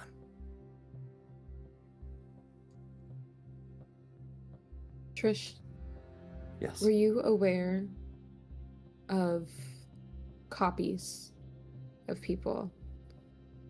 Mechanical duplicates of high-ranking figures Yes. in Ilethia?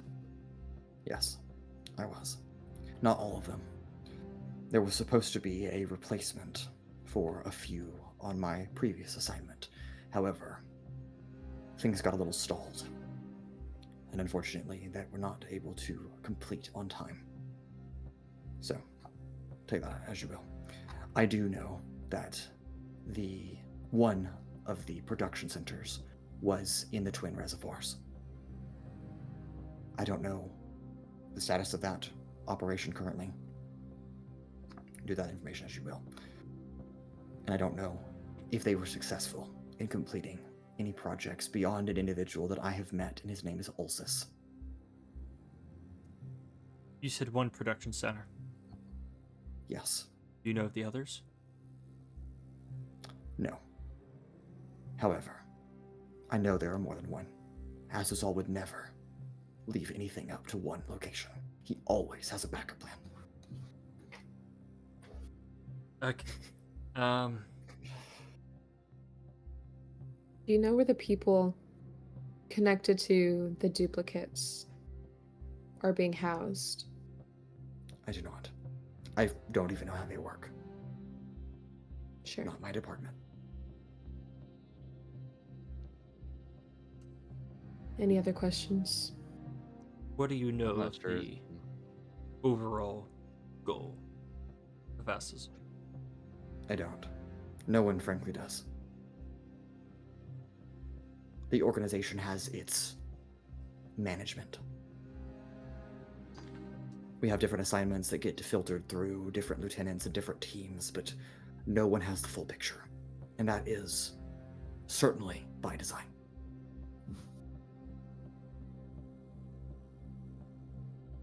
I don't even know if Viscera knows what his goals are fully. Sure, go ahead. This might have been already asked, but is there a way that y'all use to get back and forth from Hystera? Say that one more time. I'm sorry. Either my cut out or you cut out a little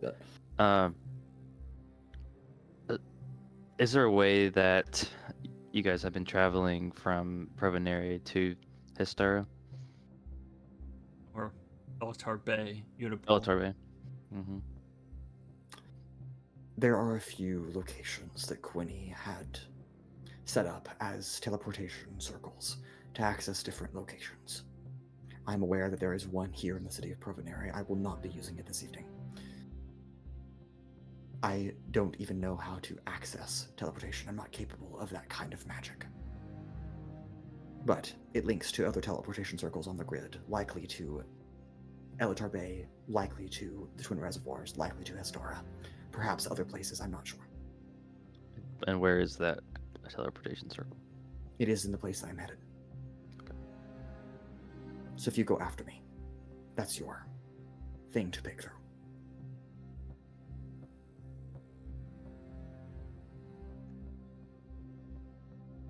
Any other questions? I don't believe so. Yes.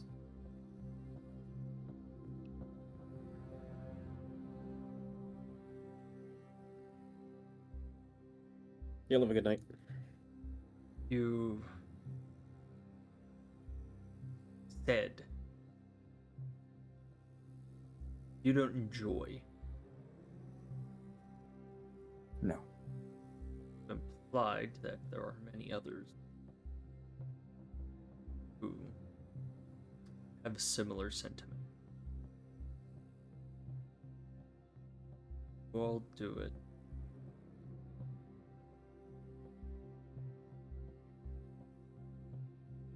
Not just coin.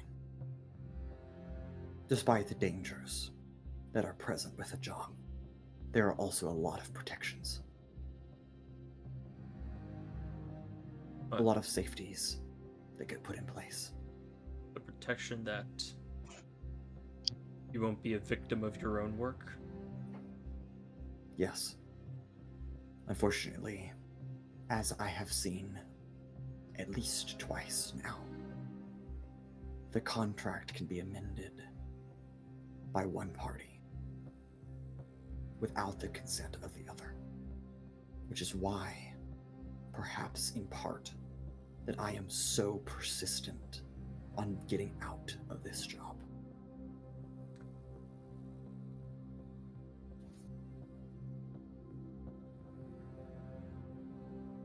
Well, The contracts. Yes. What about them? Do you know what happened to Marek and I's contracts? Not entirely. but it was in the report What that I read, in part. What do you know? Well, the first report that Quinny made was that the two of you died along with the rest of your team. Obviously, that is not correct. I'm not sure how Azazel and Quinny worked that out after. Perhaps it got away with it wasn't a lie if she didn't know it was a lie. I'm not quite sure. The second report, however, was that of a change to the status of your employment, which Azazel has officially confirmed that the two of you are on his list. And I believe all of your companions have joined that list. Sure. Hence, a reason for such operation like this evening. Sure. Is there a hierarchy in that list? Priorities? As I said Or before, is it just a list? you're the only one that I'm aware of that could be brought back dead or alive. Oh, so we. He certainly doesn't. Does anyone have any more questions?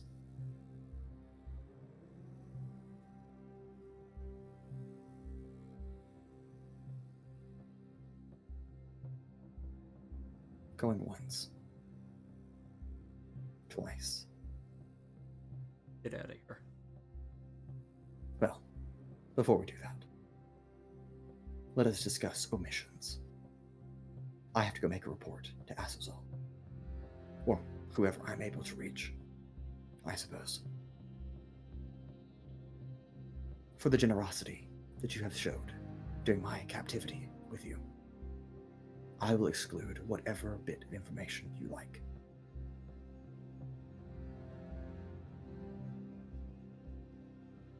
I cannot lie directly, but I can omit details. Is there anything that you'd like omitted? The extra planar space. Understood. Everything in it. Okay. Abigail's entire conversation. That was already going to be omitted, but fine. No, maybe you can include the part where I told you about the typo in the letter.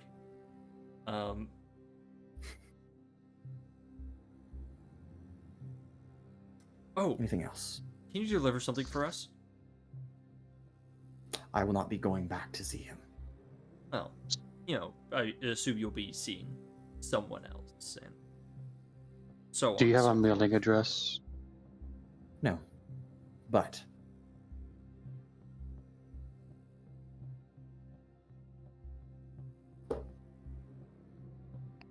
they have a PO box. would you allow me to open my bag?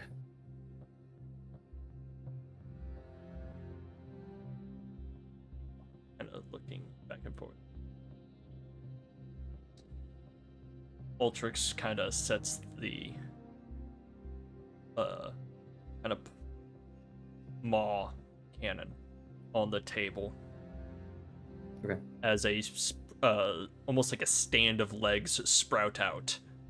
Yeah. Just Befehlsführen Bereitschaft, as it just kind of locks onto her head. You can go Okay. ahead. Very well. She doesn't. She because it's not a bag of holding. She has to like open it and like actually look down and like kind of like rummage through. Like you hear a bunch of like clanging of metal inside. She pulls out what any of you to the naked eye would look like a thumbtack. Like one of those like old like metal like round surface thumbtacks that are like really a bitch to get out of the wall. Once they're in there, you know how terrible they are. And she takes that. Is the barrel present? I assuming since you guys said that It's like when in you the deliver it to other me. room. Okay, great. I'll go get it. No, it's. I mean, if you want to, I'll it's roll fine. Okay, great. You roll the barrel out. She leans down slowly and presses this thumbtack into the side of that barrel. For a brief second, all of you watch as some kind of sigil flares to life and emits onto the barrel like it's burning something into the wood.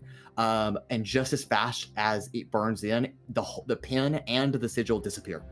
And you can all tell that the barrel has, in some kind of only detectable by magic capacity, been marked as a special delivery. If you take that to any skyport in this continent, it will get delivered to where it needs to go. Oh, God damn it. We should have gotten into the barrel. Oops! Fucking you son of a bitch. You can still open it. Do you have any more of those thumbtacks? I have one more. You want it, Oh, yeah. don't you? I would like it, yeah. She smirks and hands it over to you. Thank you. You have one. This is not an official item. This is something I have noted. It's not a D&D Beyond item, but you could write like a special item on your character sheet as special attention delivery to Azazel. Item. I would call it thumbtack. All right, we have so many things we need to send.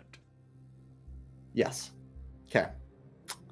Well, with that, she extends a hand to you, Genevieve. She takes it. A pleasure doing business with you. Best of luck. She shakes your hand, turns away from all of you, and disappears as she casts a spell and vanishes into the darkness. Oh, it's just Missy Step. She's only 30 feet away. Yeah, I know. It's only 30 feet away. It's okay. And she just casts a few running times, down the road. And I know it is very late, but we're not done. So we're going to take a break right here, and we will come back in a moment.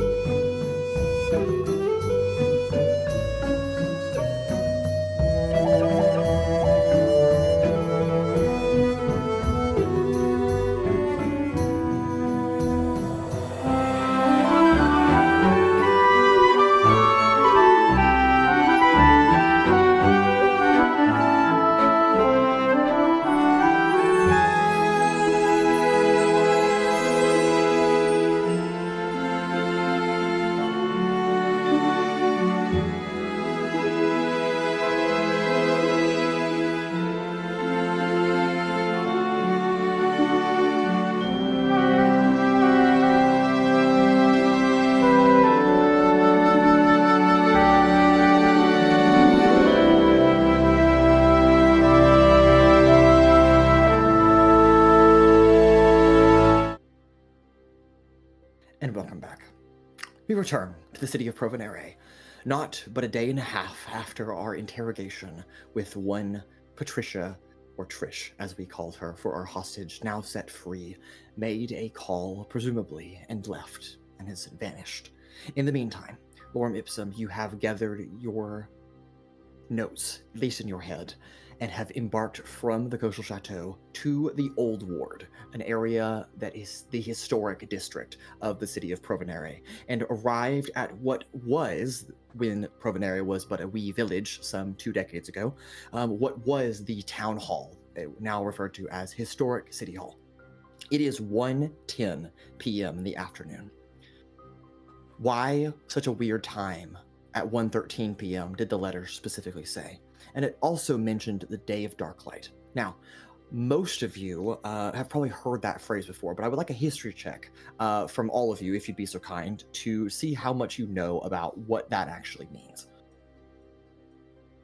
25. Great. 19. Okay. Say nat one. Oh, unfortunate. One 9. time I've rolled tonight, I get a fucking nat 1. That's I'm the first sorry, time. Will. I'm sorry. Will's no Genevieve, good, what'd you very get? bad day. Dirty 20. 30-20, and then Pura, what'd you get? A 9. A 9. Okay. All right. Altrix, Vellmon, and Genevieve. The three of you are aware that the Day of Darklight refers to a solar eclipse.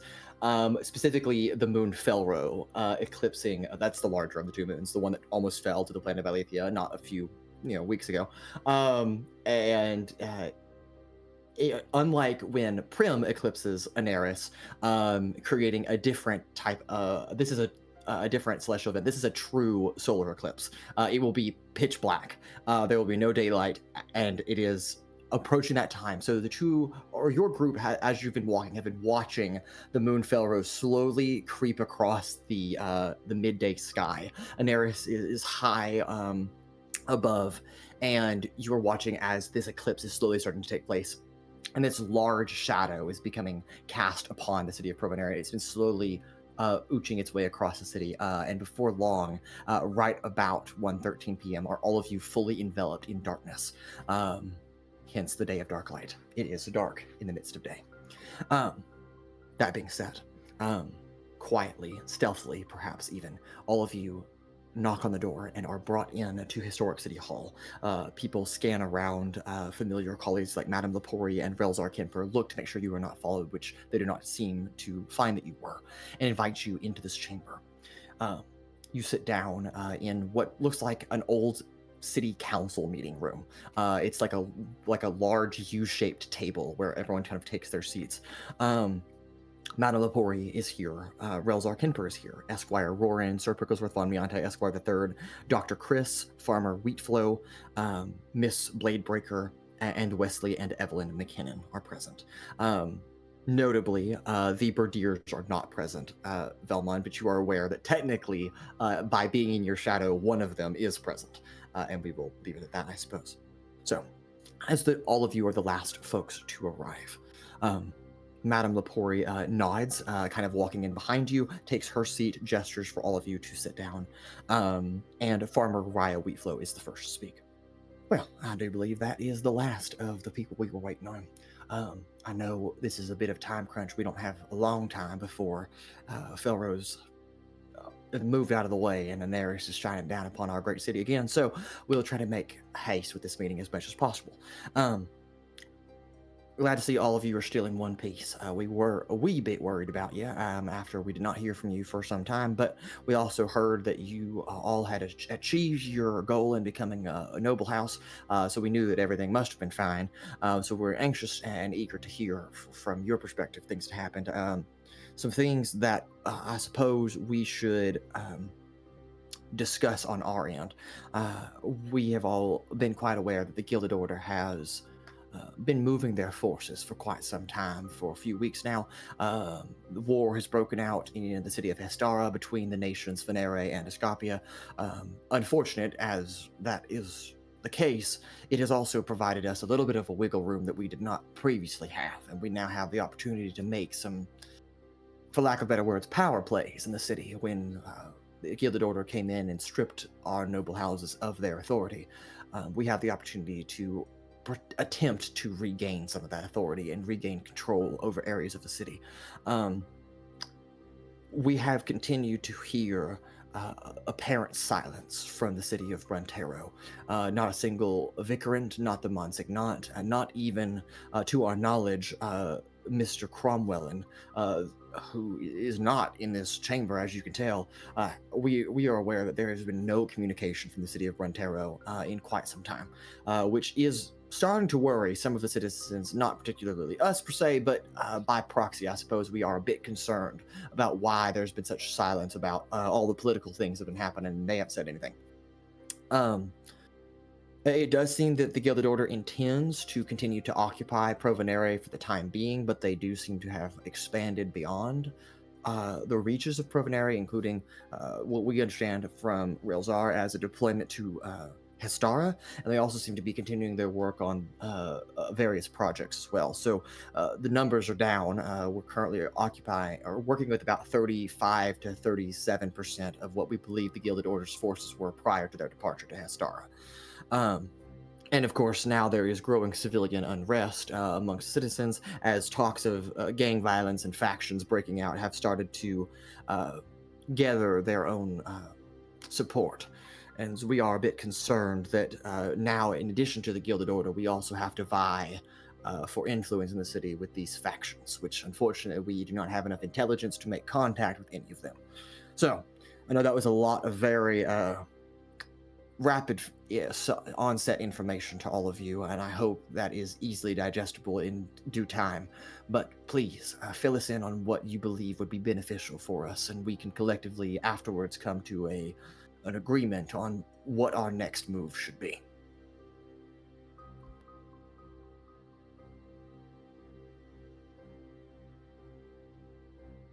Well,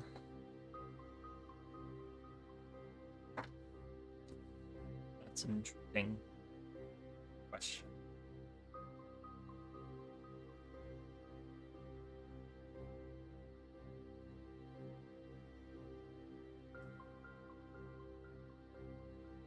As it stands, a war will happen. Cannot stop that. But those who machinated it have not quite won.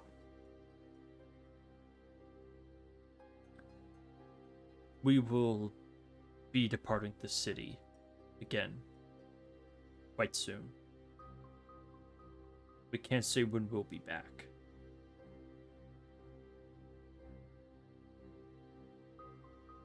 We are attempting to hunt down those who have placed their tendrils upon the city. Our other former council members and the like.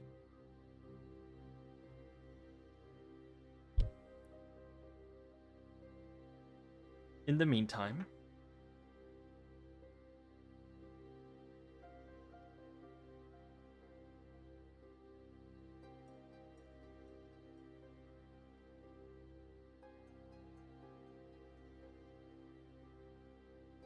we need to understand what's happening in the city.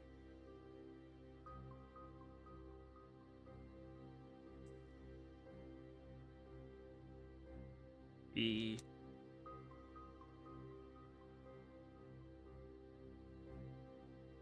can't operate blind. Issues that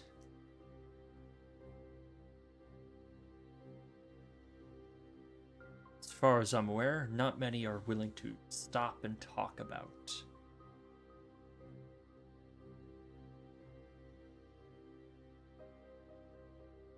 Gilded Order is failing in its duties.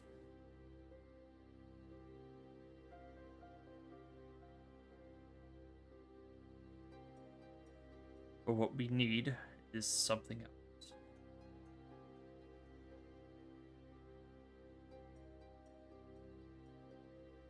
If the Gilded Order cannot watch over the city, as they are unable to,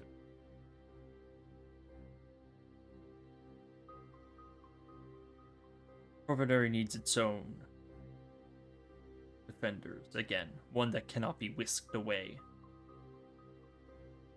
by Brontero or Bushivester.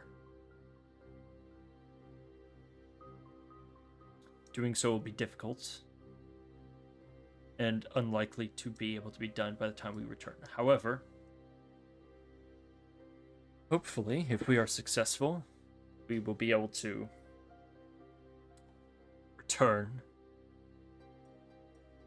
some of the former members of the council back to Providere, the real ones. Additionally, the Chancellor of Venere was also placed, and their supposed death is but merely the discovery of the destroyed duplicates. It is our hope to also recover her.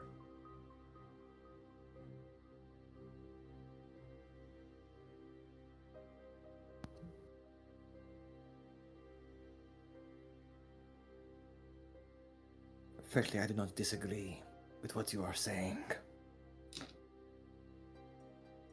It is, honestly, I think a desirable goal of every person in this chamber to remove the Gilded Order from its authority.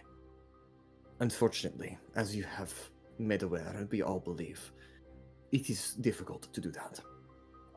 Especially now, with a silence from Brontero, they have control over the Gilded Order. And now we also are dealing with what I would refer to as a regime change between the former, more good-graced Chancellor and now an Iron Fist that is former Admiral Thicket, and I suppose now Chancellor Thicket. I do not know if we will be successful in all of your ambitious plans, but I do agree that we can at least try something in the city. Unfortunately, the Gilded Order is not going to be going anytime soon, and we do not have the authority to act or the numbers to overthrow them. However, it is the general understanding of the other noble houses in this city that the people are the most powerful force that we have at our disposal. But currently, they regard the vast majority of us as fraud, or, at the very least, people who have given up on them. Now you are different, because you are the first new addition to the noble houses of this city, that the people do not, to our understanding, have a strong will against or for. We will continue to do our best in your absence in whatever embarkment you take to continue working on your own projects, which we hope will ultimately aid all of us in this objective. We will continue to try to reach out to these faction leaders, but unfortunately I do not foresee that going well, but we can at least try. We will likely need one of you to assign, or all of you, to work as different diplomatic figures that will, at some point, attempt to recruit at least some, but preferably all, of the 6 now existing factions in the city of Provenere. Not necessarily to our side, but to our cause. And those 6 factions? That is difficult. Relzar, I give it to you. And Relzar will begin to look at all of you as he pulls out like a stack of notes and begins to rummage through and actually just read over what he's taken, what he's collected. Right. So we are. I'll just start from the top. We have the free people of Provenere that believe that, well, Provenere should be a free and independent city-state. I think that's self-explanatory. Then we have the Open Ledger Collective. They are not quite to the extent of the free people of Provenere, but still believe that there should be a great deal of economic freedom, much like it was before the Gilded Order existed within the city.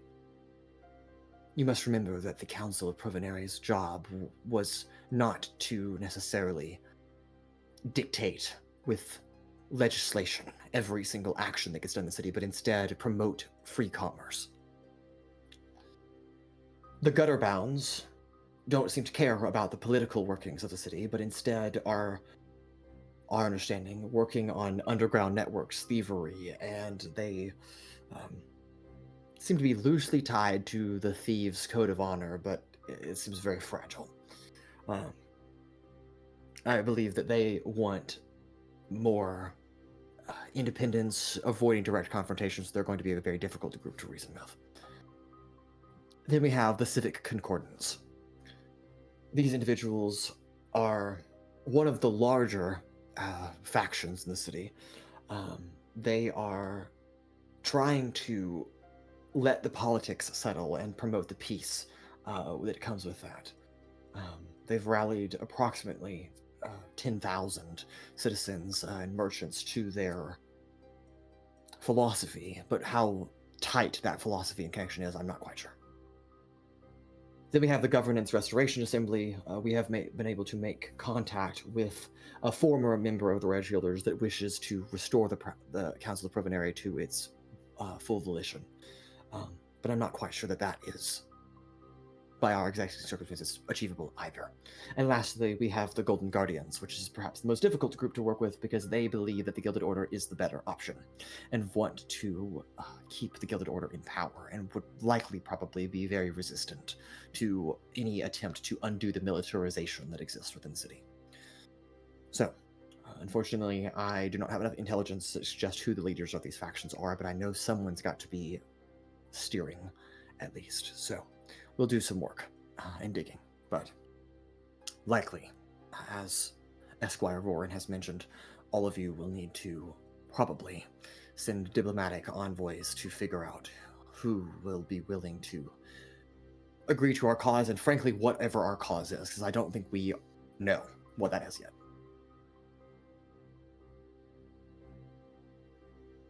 Okay. Well, I suppose it's something we'll have to resolve after. Hopefully, get back the rest of the council. Yes, Their I do believe support will be vital, so to speak. absolutely. The number of restrictions we are facing exist because of the council members, or their so claimed to be version of the council members that support the Gilded Order. Likely, if you are in fact successful, and I hope that you are for all of our sakes, you will likely uncover, at least be able to cut off that support of the Gilded Order, and we can work on uniting the city of Provenary into something, whatever we determine is the best course of action, which Madame Lepore glances to her colleagues in this room and to all of you. We frankly haven't decided what we believe is the best course of action. We've all debated if the Council of Provenary should be returned to power. We've debated if we should take a more lax approach. We've even toyed the idea of total independence around, as the free people of Provenary have. And yet, we all agree to disagree on certain fronts. And I hope when we have more time to sit down, that all of you will be able to provide your insights on what you believe is best. I will be quite honest, and I do not mean to offend any of my colleagues. Lorem Ipsum, you of all the people in this room are the most singular, powerful house that we have on our side. You have more staff members at your disposal that are capable of doing more things than what we do. The Gilded Order made it very obvious when they came in and destroyed the Council of Provenary that they would undermine our authority and cut loose every staff member we could get our hands on. So our title as nobility, unfortunately, is left nothing more to being a title itself. But we're thankful that while we are a small group of people, you and your house have at least means to do more than we can. And we are quite reliant on what you all would like to do. Not that we necessarily agree with every point that you're making, and we may disagree down the road, but ultimately, we understand that, at least for the time being, we all are here to make a collective decision based on democracy. But the real people getting anything done is a little bit of us and a lot of you. In the meantime, then, prepare. Yes, we will continue to do our digging and our research. I wish you all the best of luck in your travels to wherever you're headed, and I hope that your goals are realized. If there is anything that we can do, not that we have much to spare, but if there's anything we can do to assist you, please let us know. And Marek, you see Dr. Chris pull out a sack of gold and toss back the money to you from Genevieve's medical bills. A token of good favor. Thank you. There is one thing you can do in the meantime. Yes. Stockpiling. Stockpile what? In the event of the Gilded Order ousted, placed, whatever, a new force will need to take hold. Do so quickly. Prevent anarchy. As such, I know you are unable to get your hands on staff, but the equipment for such a force, armor, weapons, We'll do our best. We can try. I understand it'll Can't be you not difficult, just hire especially those? without where are they? Steel Thundelver. Hopefully, we'll Yes. be able to recover them. Fair enough. Dan, what was Vellmon saying? Can y'all not just hire people who are opposed to Gilded Order so that they would refuse to leave their jobs? We can. And in fact, we are already in the process of doing that to a certain extent. However, our finances are a bit constrained at the moment. We, again, acting as individual people, can only do so much so quickly. But it is a work in progress. I believe with Relzar continuing to work with at least the former Red Shielders, I believe we have a connection there that can be improved as time continues.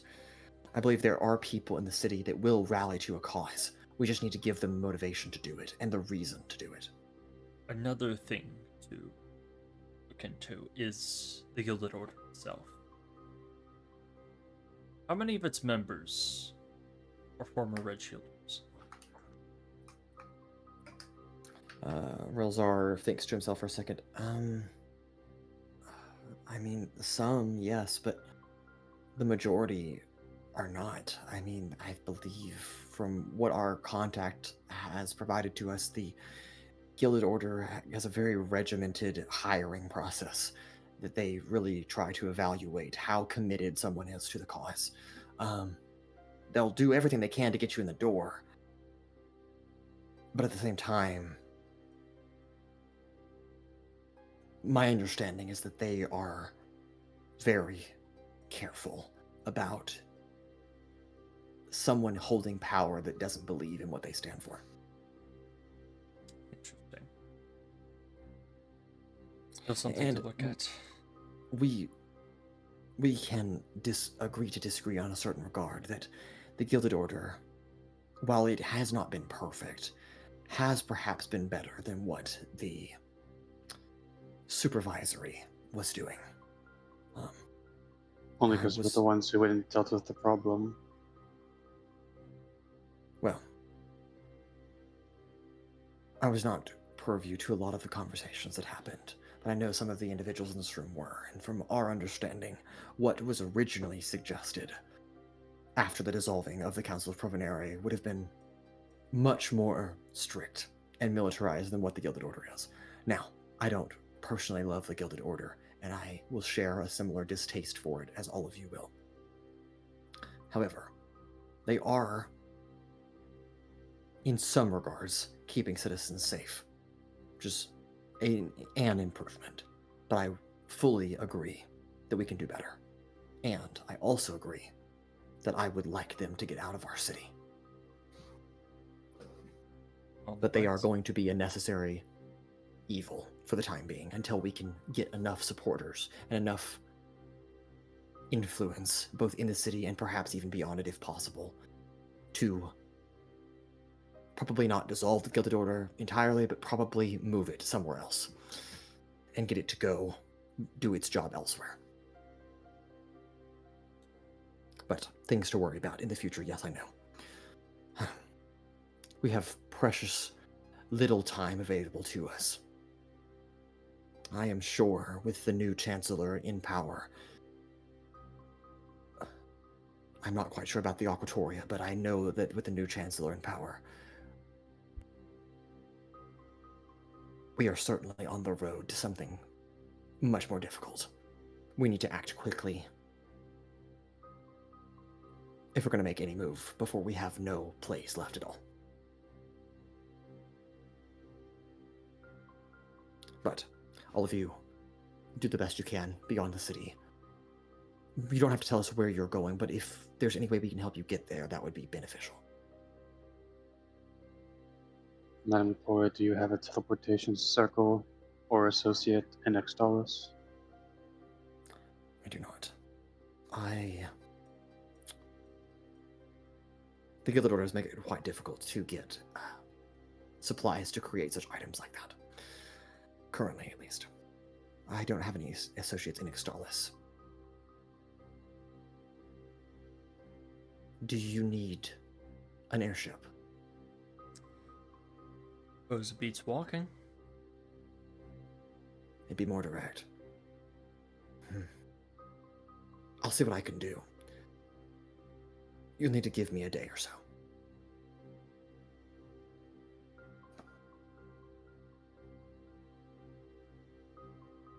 Okay. Okay. Well, for the time being, I think it is best that we all continue to work independently, collectively, independently. We'll reevaluate when all of you return from your expedition. And we'll keep working on things here at home. And hopefully, when you return, we can reconvene, and both of us will have more information to share. Sound like a good plan to everybody? Okay. Very well. All of you be safe. And have, as best you can, of a trip. And the meeting will adjourn there, and all of you can you are welcome to stay here and discuss with anybody independently if you want to, or you can begin to make your way back to the Coastal Chateau. I think we're good. Okay. In that case, as all of you begin to return to the Coastal Chateau, Altrix, I need you to make a wisdom saving throw. Hell yeah. 12. 12, Flash of that's genius. a failure. Still a fail. Damn it. It's okay. That brings it to a 17. Okay, actually, that I think that is a pass. Yes. For some reason I thought it was +4. No, it's like it's okay. You feel that migraine come on, that static tension, as you are walking with your companions. You kind of stave off any ill effects of that, but there is a memory that comes to mind very clearly. You watched Cannibal, your beloved companion, abnormally large dragon firefly, eat a flying pufferfish a few days ago. And you have a sudden desire, a sudden urge, a sudden drive to get that pufferfish out of Cannibal. And we'll go ahead and end tonight's episode with that. Thank you all for joining us. We will see you as the adventure does in fact continue next week. And have a good night.